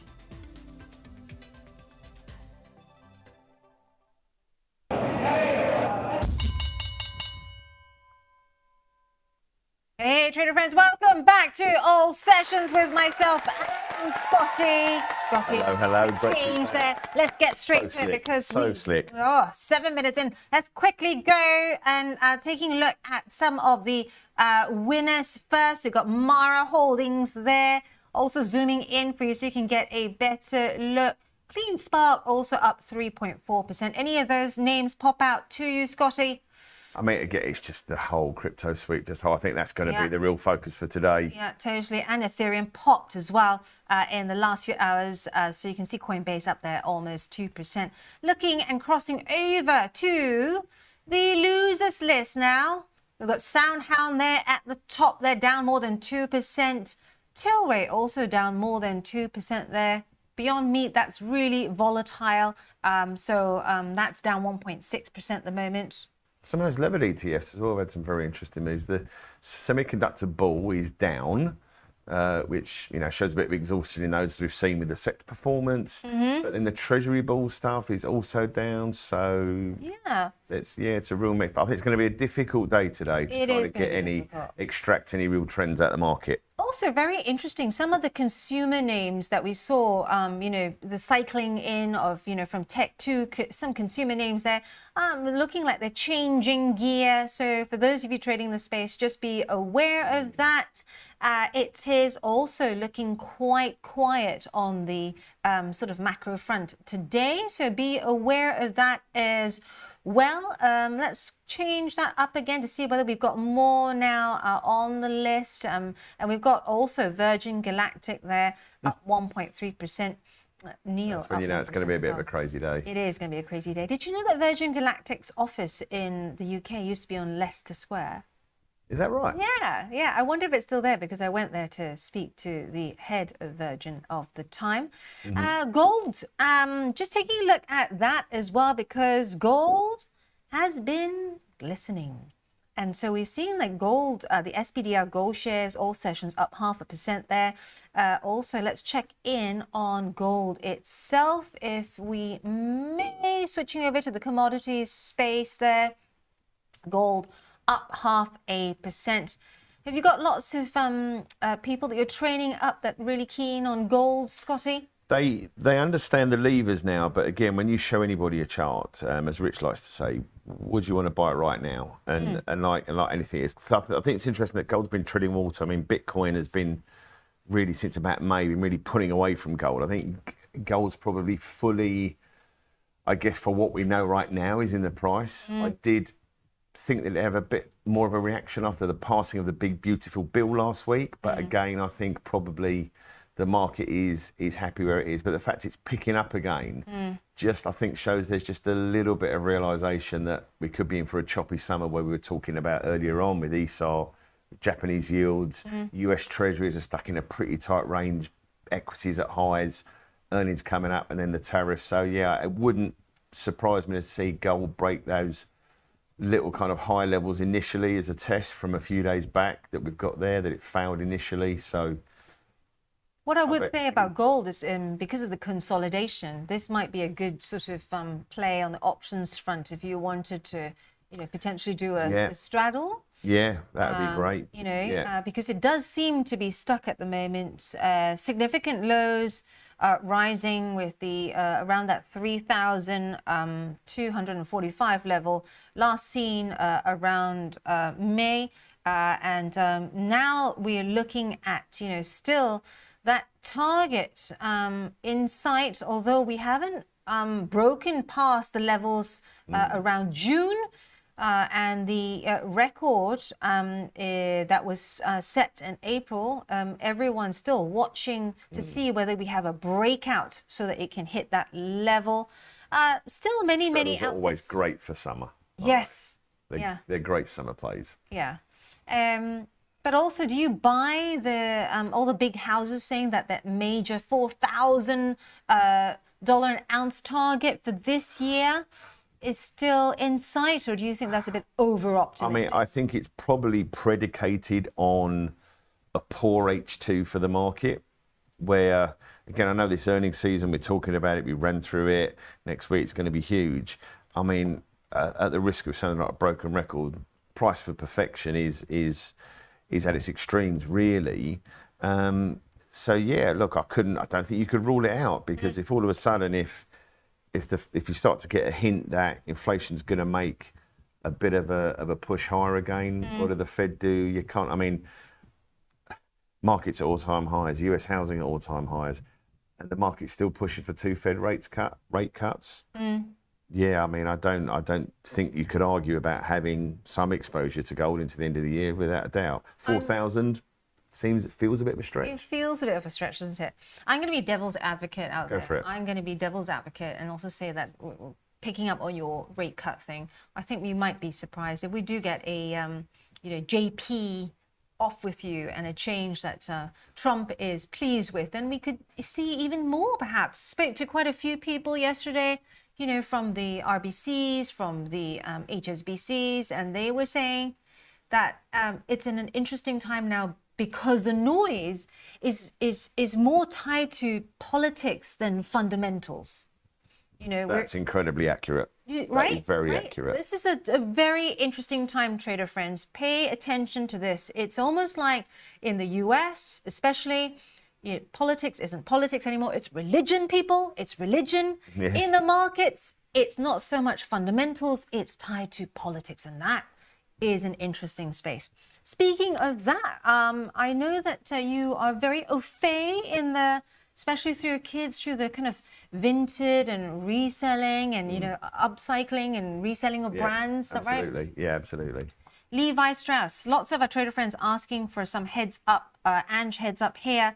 I know this is not an all sessions one, but this is one to keep an eye on, just like I was telling you to keep an eye on Kellogg's yesterday, and we saw that deal come through later in the day. But do you wear Levi's? Just looking across. I don't particularly. I think that I'm not really a Levi's guy anymore. Oh, goody. I'm not a Levi's person too. Yeah. But just showing you the screen because I've built some screeners, and in terms of pre-market, those of you that trading the cash open today, Levi's currently indicating a rise of more than 7%. This is because it said good times are ahead, thanks to strong denim demand. Who would have thought with all this, heat wave here, right, left and centre? Yeah, I mean, if the tweets like some of the brands where they're really I think they're pushing to, again, that younger demographic. And as we were talking last week about, I'm not always a great sounding board for some of the older brands that are coming back. But again, it's the power of social media platforms, right? Yeah. Look at when Stranger Things was on and suddenly everyone's a fan of Kate Bush, right? And that kind of stuff. Interesting, actually. Can we just click back to commods a minute? Yes. Because I did see with the Brazil tariffs, coffee, a big run, decent pullback. And that pullback's helped things like Starbucks to have a decent run. I mean, that's, as you know, as a chart guru yourself, that level it's on now, where it had that pullback before it started to run again. And now you're getting to, you're right looking about, as you say, that's it. That's almost perfectly fitted on the screen there, where had that little retracement just above where we are now. It's most probably trading at the bottom of that kind of secondary bounce level before we went up back in December. So I think that could be one if a few people like their commods, because the thing with coffee is when it gets going. Yeah. It that goes on a tear. This is why I love having Scotty on as well, because he appreciates technicals just like me. But as I say, have it, hand in hand with fundamentals, because you can't take these two apart. What I love about coffee as well, especially Arabica, is that if you look at the chart, trader friends, there is a strong correlation in coffee for some reason, and people who trade this know, it respects the 3 black crows and 3 soldiers. So quite often you get the 3 reds, 1 green. Can you see that? I see that. 3 reds, 1 green. Yeah? Understood. 3 reds, 1 green, even though that's a long-legged type doji there. So just be careful. But when you see it go on a tear, like Scotty rightly said, look at this green area here. It tends to shoot up, right? Like an electric bunny. I don't know why I said that, but still. But it does, and have a look at that next leg over there. Yeah. So just be aware, we're at the start. We've had 3 green bars there. So keeping an eye on this one. So please hit the like and subscribe. Producer Phil, what number we are at the moment right now?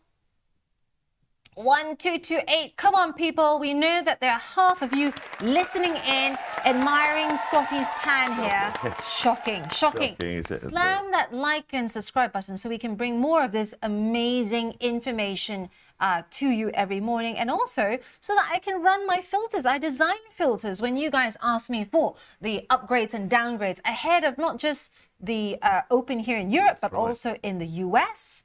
But also, some of you said, hey, Ange, can you give us a heads up as to what is moving if it's not covered in all sessions? I have created that filter for you too. So if you want more of that good stuff, don't be a freeloader. Hit that slam that like and subscribe button. You know, it makes sense. Right. Scotty, I hope you're going to stay for Rich's half birthday. Yes, Rich is after. I think he shamed Phil into going out to get the coffees because he felt so sorry that no one knew it was his half birthday today. So I do think Rich and I. What's a half birthday? Even producer Phil and I was scratching. I do think our birthdays, Rich and I, are about a week apart. So I guess I should be having a half birthday coffee, really. You should. Stay here, guys, because we have number of the week coming up next with myself and Chris Beecham, and there will be a quiz.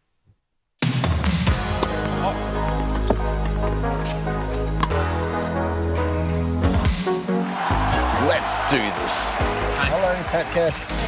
So guys, I've always been known to be the fastest, the fittest, mentally the toughest, but the cash returns.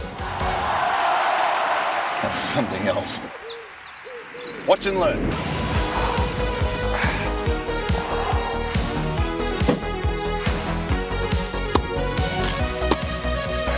Come on, Pat. Cash returns. Go.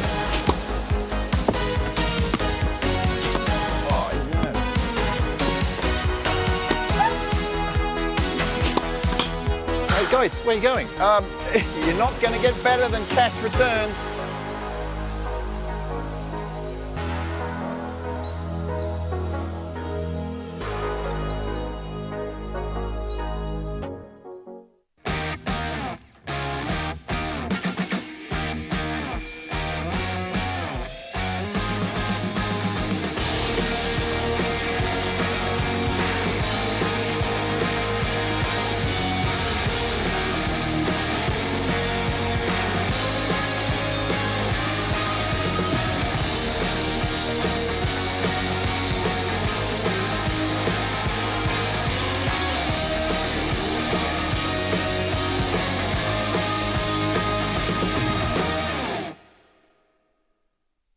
Bring me the next shiny new thing. Bring me the next shiny new thing. Bring me the next shiny new thing. Bring me the next.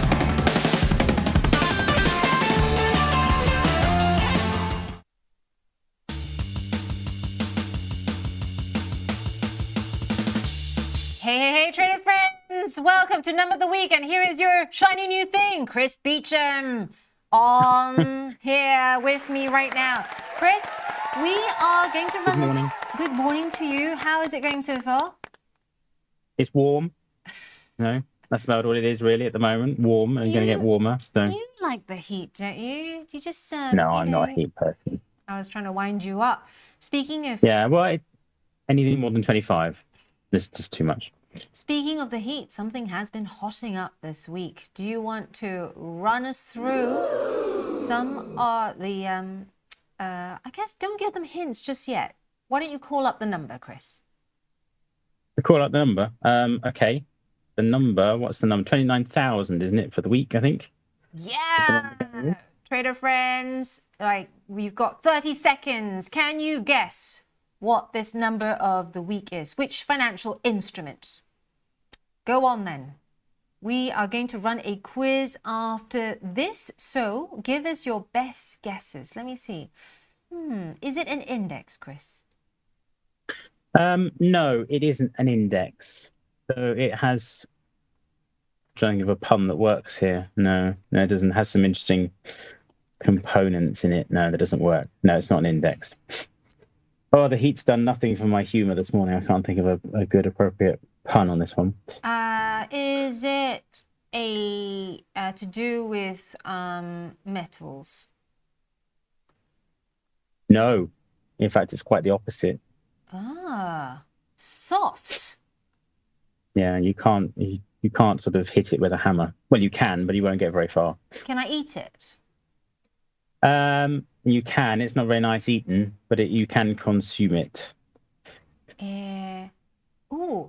Is it what Scotty Ben and I were talking about earlier? Is it something I like drinking? Yeah, you're beginning to grind out the right, I think, answer. Is there anyone on the chat here before I guess it? Is it coffee? It is coffee, yes, yeah. Incredible There we go. stuff. Right, where is everyone? Have you all had your caffeine, or are you busy hitting the like and subscribe button? Right.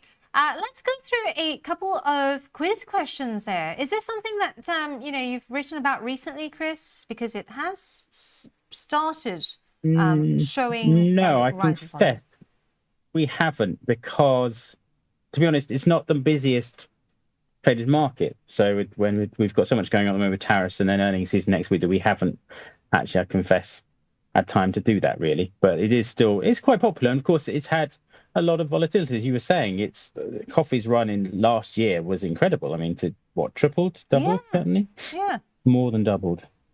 Let's take a look at the eye-watering sums. weekly chart there. And also what's interesting is the fact that, as I said with Scotty earlier on, this chart, this financial instrument on the daily chart, it tends to, once it breaks out, it has a very strong run, a strong rally is what tends to happen with coffee. Yeah. This is Arabica here.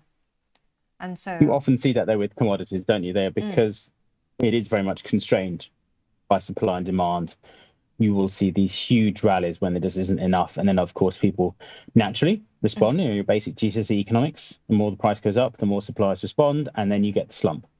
But it is always the danger with commodities that you can get these wonderful moves, but they can happen very, very quickly. Even more quickly than with stocks. The market will love coffee one day, and the next day it doesn't want to know. And you get the slump that we've seen over the past few months, really.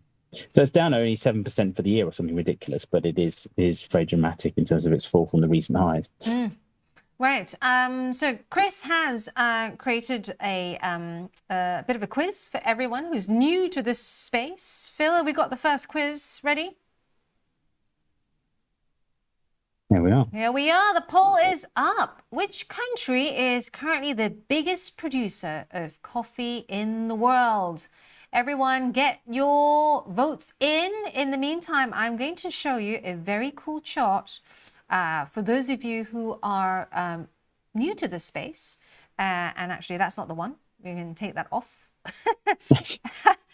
For some reason, it has not got the right one up. But I'm going to try and get that for you now. The interesting thing about coffee is that you can come at it some different ways. You can take a look at trading, the futures itself. Chris, help me out here whilst I'm trying to get the correct chart up that I've made. Yeah, you can. The futures mostly, that'd be the main product. I confess, beyond that, obviously the coffee producers themselves. Off the top of my head, this is we're into the weeds now in terms of my knowledge. Here we are. 3 easy ways to invest in coffee. I've found it. So there are the ETFs as well and ETNs. These are just basically exchange traded funds that track coffee futures prices. So let's say you don't want to actually buy the physical commodity itself, and you want like a buffet of exposure to coffee. So you can use ETFs and you don't then need a futures trading account. As Chris earlier mentioned, coffee company stocks as well. The Starbucks, the Nestle, the Luckin Coffee as well. Some of those that offer you exposure to this space. However, Chris, I read somewhere recently that actually one way to trade this is because coffee prices are looking like they might track even higher, then it could have a negative impact on these coffee names, coffee stocks. Yeah, it is the risk, I think, with this when you've got these kind of movements with commodity markets. They are a slightly different animal, so you have to be very careful with this. I think it's one of those things that people end up trading once they've burned through indices and FX and oil and gold, and they think, oh, what else can I trade? And then you end up, inevitably, I've seen plenty of people who are new to trading and they start with the usual stuff and eventually they move on to commodities and you discover they're trading coffee or they're trading lean hops. So you do have to make sure you've done your homework with this particularly. That's right. And also the other levers for the space are supply constraints. So watch out for that. So any news surrounding Brazil and Vietnam, of course, some of the biggest producers, will mean a knock-on impact on the price. Also, the emerging market demand. I mean, I think a lot of countries out there, we've seen rapid growth rates. The US is still a major user. Funnily enough, Chris, in Europe, Sweden is a huge coffee market. One I would not have they guessed. would be, I think. No, I think it makes sense really, because if you think there's so little compared to us, there's so little drinking of tea, particularly. Yes. So coffee is huge, really, in Germany as well, and all that. Yeah, all the stuff that goes out to coffee and that kind of thing, made from acorns when they run out of it. And Pelican Mo, good morning to you, coming in and being very prescient and talking about plant disease. Yes, that is also a huge thing for coffee. That is why you had the creation of Robusta, right? Because the hint is in the name. They created this variety because it was more resilient to pests. More robust. Okay, I've learned something there this morning. I did not know that. And it can grow in a wider range of altitude. So we have the poll result out. So Chris, do you want to read it out? I can. Hang on. Sorry, I was just looking at the chart. I can't see in front of me. It says, which country is currently There the we are. It's the largest producer in the world. Sorry, I can see it now. Brazil, 38%, Colombia, 34%, Ethiopia, 15%, and Vietnam, 11%. Interesting. And the answer is, drum roll, please. Drum roll, gallery. Implied drum roll. Implied Brazil drum roll. is I think they only have 2 people in the gallery today. I like implied volatility of implied drum rolls. Here we go. And so the answer is Brazil. And well done, all of you, 38%. Right. We have, speaking of volatility, we have Jack coming up soon. So any questions of Jack, please place them here. We have one more poll. Phil has got that ready. Shall we put that up? He's coming up with it. Chris, another fun fact. Do you know, or do any of our trader friends know, how coffee beans were first discovered? No. Or where it was discovered? Where? Yes. When you go to these coffee conferences, they love telling the story. And Right. it was a goat herder, a goat shepherd, somewhere in Ethiopia. And he found that suddenly the goats would get incredibly skittish and crazy after eating these berries.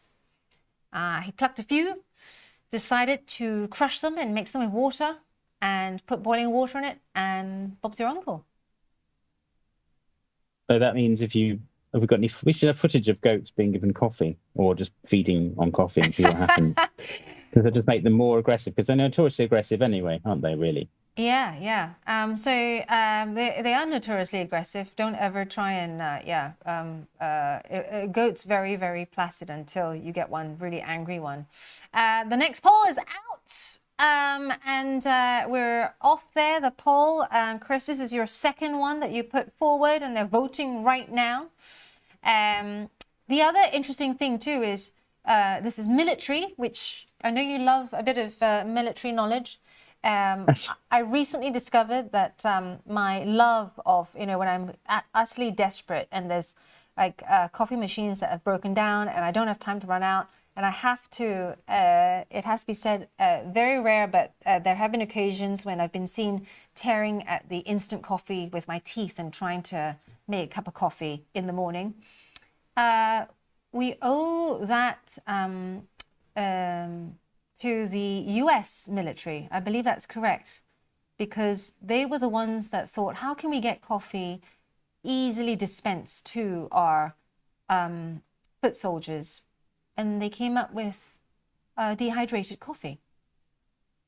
Oh, so we have the Americans to thank for that, as well as so many other things. Yes. Instant coffee. Yes. Not a fan. I'm not a fan, but needs must. Right. Yes, when the devil goes. Yes, so the second was, what is the name of the stimulant found in coffee that helps people feel more awake? Have we got the results yet, Phil? Of the poll? Oh, the poll is different. Okay. So you need to widen it out, because at the moment I only see one line. Marco Polo, well done trying to give your answer a question there, but you've retracted your message. There we go. Last one before we wrap. Chris, do you want to read that out? Which type of coffee bean is considered higher quality and accounts for 60 to 70% of global production? So the poll completed there with a smaller participation, but the answer is, you want to read the answer, Anjali? The answer is Arabica, which most of you got correct, 73%. Yes, it is considered high quality, but not as robust as Robusta. And Starbucks prides itself with using Arabica, but I don't know what they do to the beans because it does not taste that great. But that's my humble opinion. Chris, have a great Friday. I know you've got a jam-packed Friday ahead, so thank you so much for coming on Number of the Week. Any of your trader friends want to come on as well and join us, do let us know. Don't forget to slam the like and subscribe button so we can get more fun factoids, and also show you maybe places that you haven't traded or invested in that you might want to learn about. And we've got Jack McGuire coming up next from the Volatility Desk.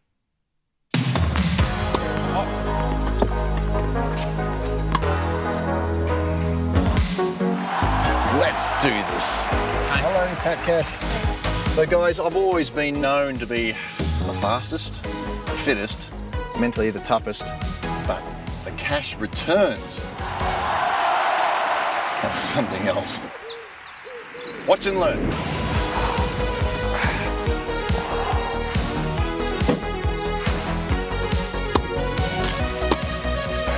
Come on, Pat. Cash returns, come on.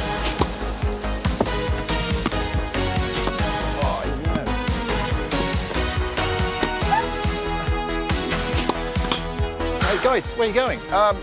You're not going to get better than cash returns.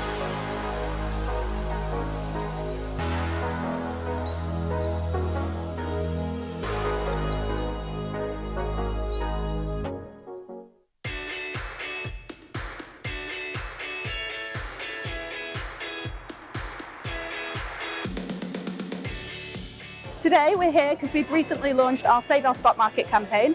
We just want to raise awareness for terrible cash returns that everyone is getting with their money just sat in cash ISAs. What we want to do is raise awareness for the great returns that you can get on UK stocks and help revive the UK stock market and get people investing.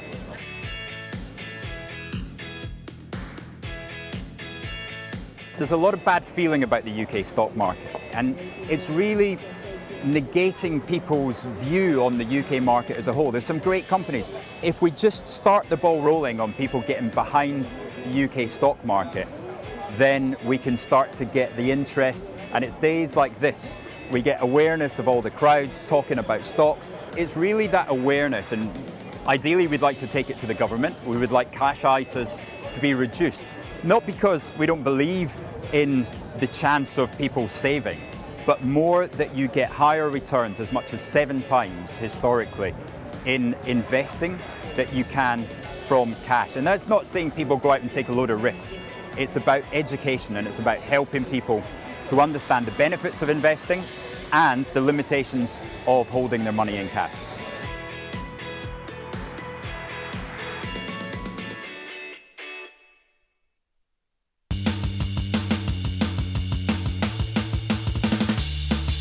Hey, trader friends, and we're live from the trade desk with Jack. Hey, Ant, how's it going? I'm really good indeed, but not as good as you, because I heard from a little bird that you have got some amazing tickets. Yeah, Oasis this weekend.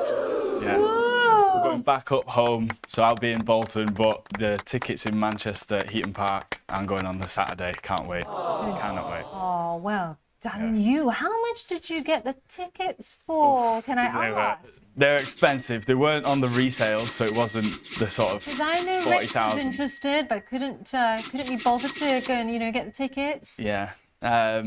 Selling them right now, I think I'd give him. How much would you sell it to Haven't Rich? checked myself. How much, trader friends, would you pay for this Oasis ticket? Go on. Go on, tell us. I'll wait for a poll to see any bids in the chat. Marco Polo, Monkey Man, any bids on the chat? It's going to be more expensive if you're going to go with Jack himself. Gavin Acker saying, I saw them in Cardiff. Absolutely superb. And my wallet is empty now. Is that because, Gavin, you bought the, the ticket tout? The tickets out, or what's the... Via GoGo? coat. I can't remember what it's called. The yellow coat. Yeah. Yeah, the yellow coat ticket outside. Is that going to be you on Saturday? No, Are you like hardcore Oasis fan? I think it's 30 degrees. I'll be shorts and t-shirts in the beer gardens all day. Ooh, here we are. We'll come back to how much would you pay for Jack's Oasis ticket. Let's just talk about something else that is hot, and it's the markets seemingly nothing holding them back at the moment. I mean, it's just incredible. It really is. It reminds me a lot of last year, where you'd get these data points that there'd be a lot of emphasis on, and in a sort of good news outcome, it would react very aggressively on the top side, and in a bad news outcome, the market just had this ability to shrug it off and pretend it didn't happen. It seems like it's happening again.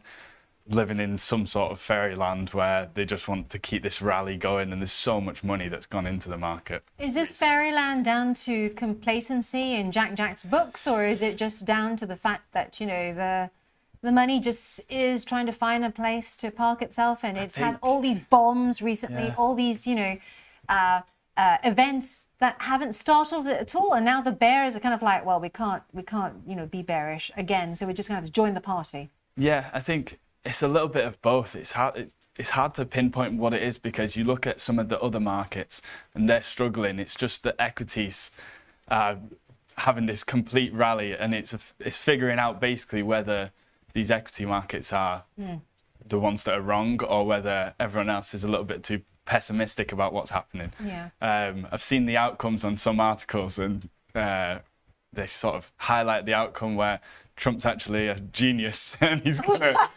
lower debt and boost growth and lower inflation. It's all going to happen. Yeah. It's all going to happen. I hope it does for them, but yeah. I mean, look, even the FTSE, it's eased off a bit, but Elliot and I were joking about this yesterday, and Safe Arbor as well early in the week. Like, when was the last time we thought we could say that the FTSE was close to 9,000? I know. Ooh.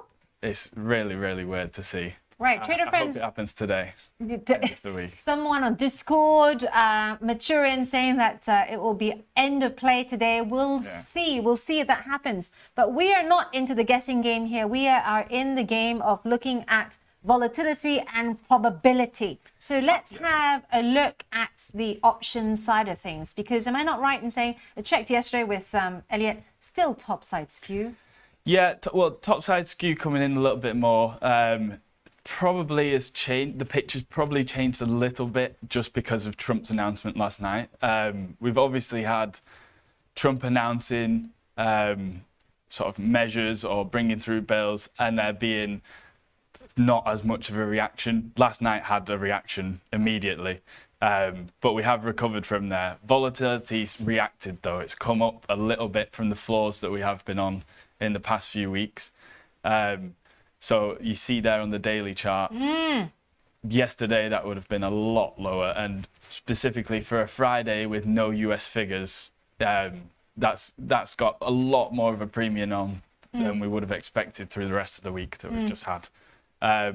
But I wouldn't say we're off the floor. I think it might be a temporary reaction. A lot of the indicators, sort of the weeklies and end of months, we're still depressed compared to those longer terms. Yeah. Still the 17 handle there. And let's take a look even further out. Yeah, so it comes right back down. That's the Monday. Even the 31st of July expiry, so that's just before Trump's tariffs come in. Yeah. You can see the volatility still down. Crushed. Yeah. It's incredible, isn't it? It's incredible. And when you see volatility crushed like that, I mean, that in a very simple way, and I'm very simple, is to look at this and see that vol's still down just means or indicates that the slow creep up might still continue? I think so. I think it'll continue until we get August 1st announcements. Trump seems to have put himself in a corner. He's backed out every other time so far. The taco trade has worked, but it seems that he's now trying to put this as a sort of non-negotiable date. If that goes ahead, we'll probably see a reaction. I think everyone, well, yeah, that's one of the scenarios that equities are kind of downplaying Trump's actions, if any, at the end of play. But yeah, August could see a kick up in volatility, and I think we will come back down if he goes ahead with, I say, 35% on Canada that he announced last night. If he goes ahead with that, he will definitely get some sort of reaction. What's also incredibly fascinating is that I'm just putting up the whacking on the VIX here because, take a look at that. The VIX is, up slightly up today, but in previous sessions it's been ticking lower, and we are still at that 19, handle there. It's almost like we're kind of driven on a slightly daily basis, but it's moving ever so gently lower. Yeah. Despite everything that's been going on. Exactly. Yeah, the trend has been going lower. I think if you see what contract are you on here, just to double check. This is the daily. The current. Oh, the current. So this is July. Yeah. Right. Okay. So this, yeah, you'll see a tick up here, but I think if you start to compare the VIX contracts. So there's definitely a premium as you go further out. And that's what's mirrored, well, obviously on S&P, but then on quite a few of the other markets. That vol crush has happened so much towards the sort of near end of the curve. So dailies, weeklies, the front months now, they're going to be massively impacted by it. As you start to go further out into September region, October region, there's quite a premium on there. So actually we're 17.63 as the sort of price level on the VIX there. If you click on September, you'll see that jump up. So now at 20.63. So 3% S&P vol premium there as you get past the August the 1st deadline. And as we get into that region that a lot of people are saying the uncertainty is basically back. Yeah, after that August. Exactly. This is the lull. Yeah, it's the lull, It's calm before the storm. it seems to just continue on forever. So I hate making predictions like We've been these. here forever. Speaking of predictions, have we got some results on the poll? How much will you pay for Jack's Oasis ticket? Whoa, look at that. Well, we got, wow. Okay, let's read out the numbers first. More, 100 to 200, 10%. More than 300, 10%. 200, 300, 5%. Yeah. Now you're good, 73%. I love that. It looks like a lot of the chat have already been to Oasis in the Wow, past. I I've seen know, a few right? messages. Gavin Acker's giving like great insight as well. Monkey Man tell him to try Newport. It's quick train. Oh, Metallica were my favorite stadium band. They're fantastic. That's more my kind of gig. Yeah. And Have you been to see them? I'd love to go, but I That'd be just great. haven't managed to go. Also, Gavin Ackers saying what? I paid 380, so got to be more in Manchester, 450 pounds. Yeah, I've not seen the resales. I really want to see what the market price is. Raoul saying 500. Yeah. 650 is a retail at the moment. I'm hearing. Did you Wow. get it better than that 650? Yeah, definitely better than 650. Stevie Wonder, I just called to say it's how much, Rich? 250.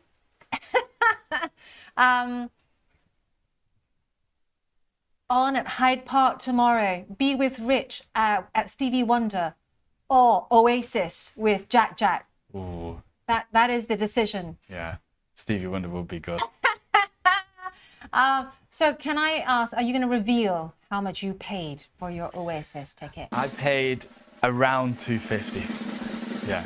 That was back when they came out, so it wasn't part of any sort of secondary market. So it's not horrendous, but yeah, I've not paid 250 for many other tickets. Yeah, it's quite expensive still. My biggest bargain of all time was picking up a, this is actually not too long ago, and I think they were trying to stump up more cash for their retirement, but Guns N' Roses. Right, okay. And like I paid 180 quid. Wow, right. It's a bargain, right? It's not too bad for that. Yeah, it's not too bad at all. Caught short saying try and sell your Oasis and invest profit in Metallica. There you go. Pair trade. Well, we have a quick coming up. Have we got a coming up? Yes.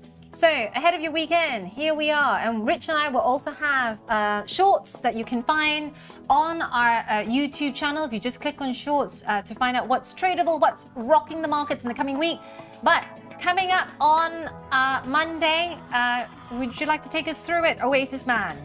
Go on, you got the first of the day, overnight action. You've got Rich and Chris on that.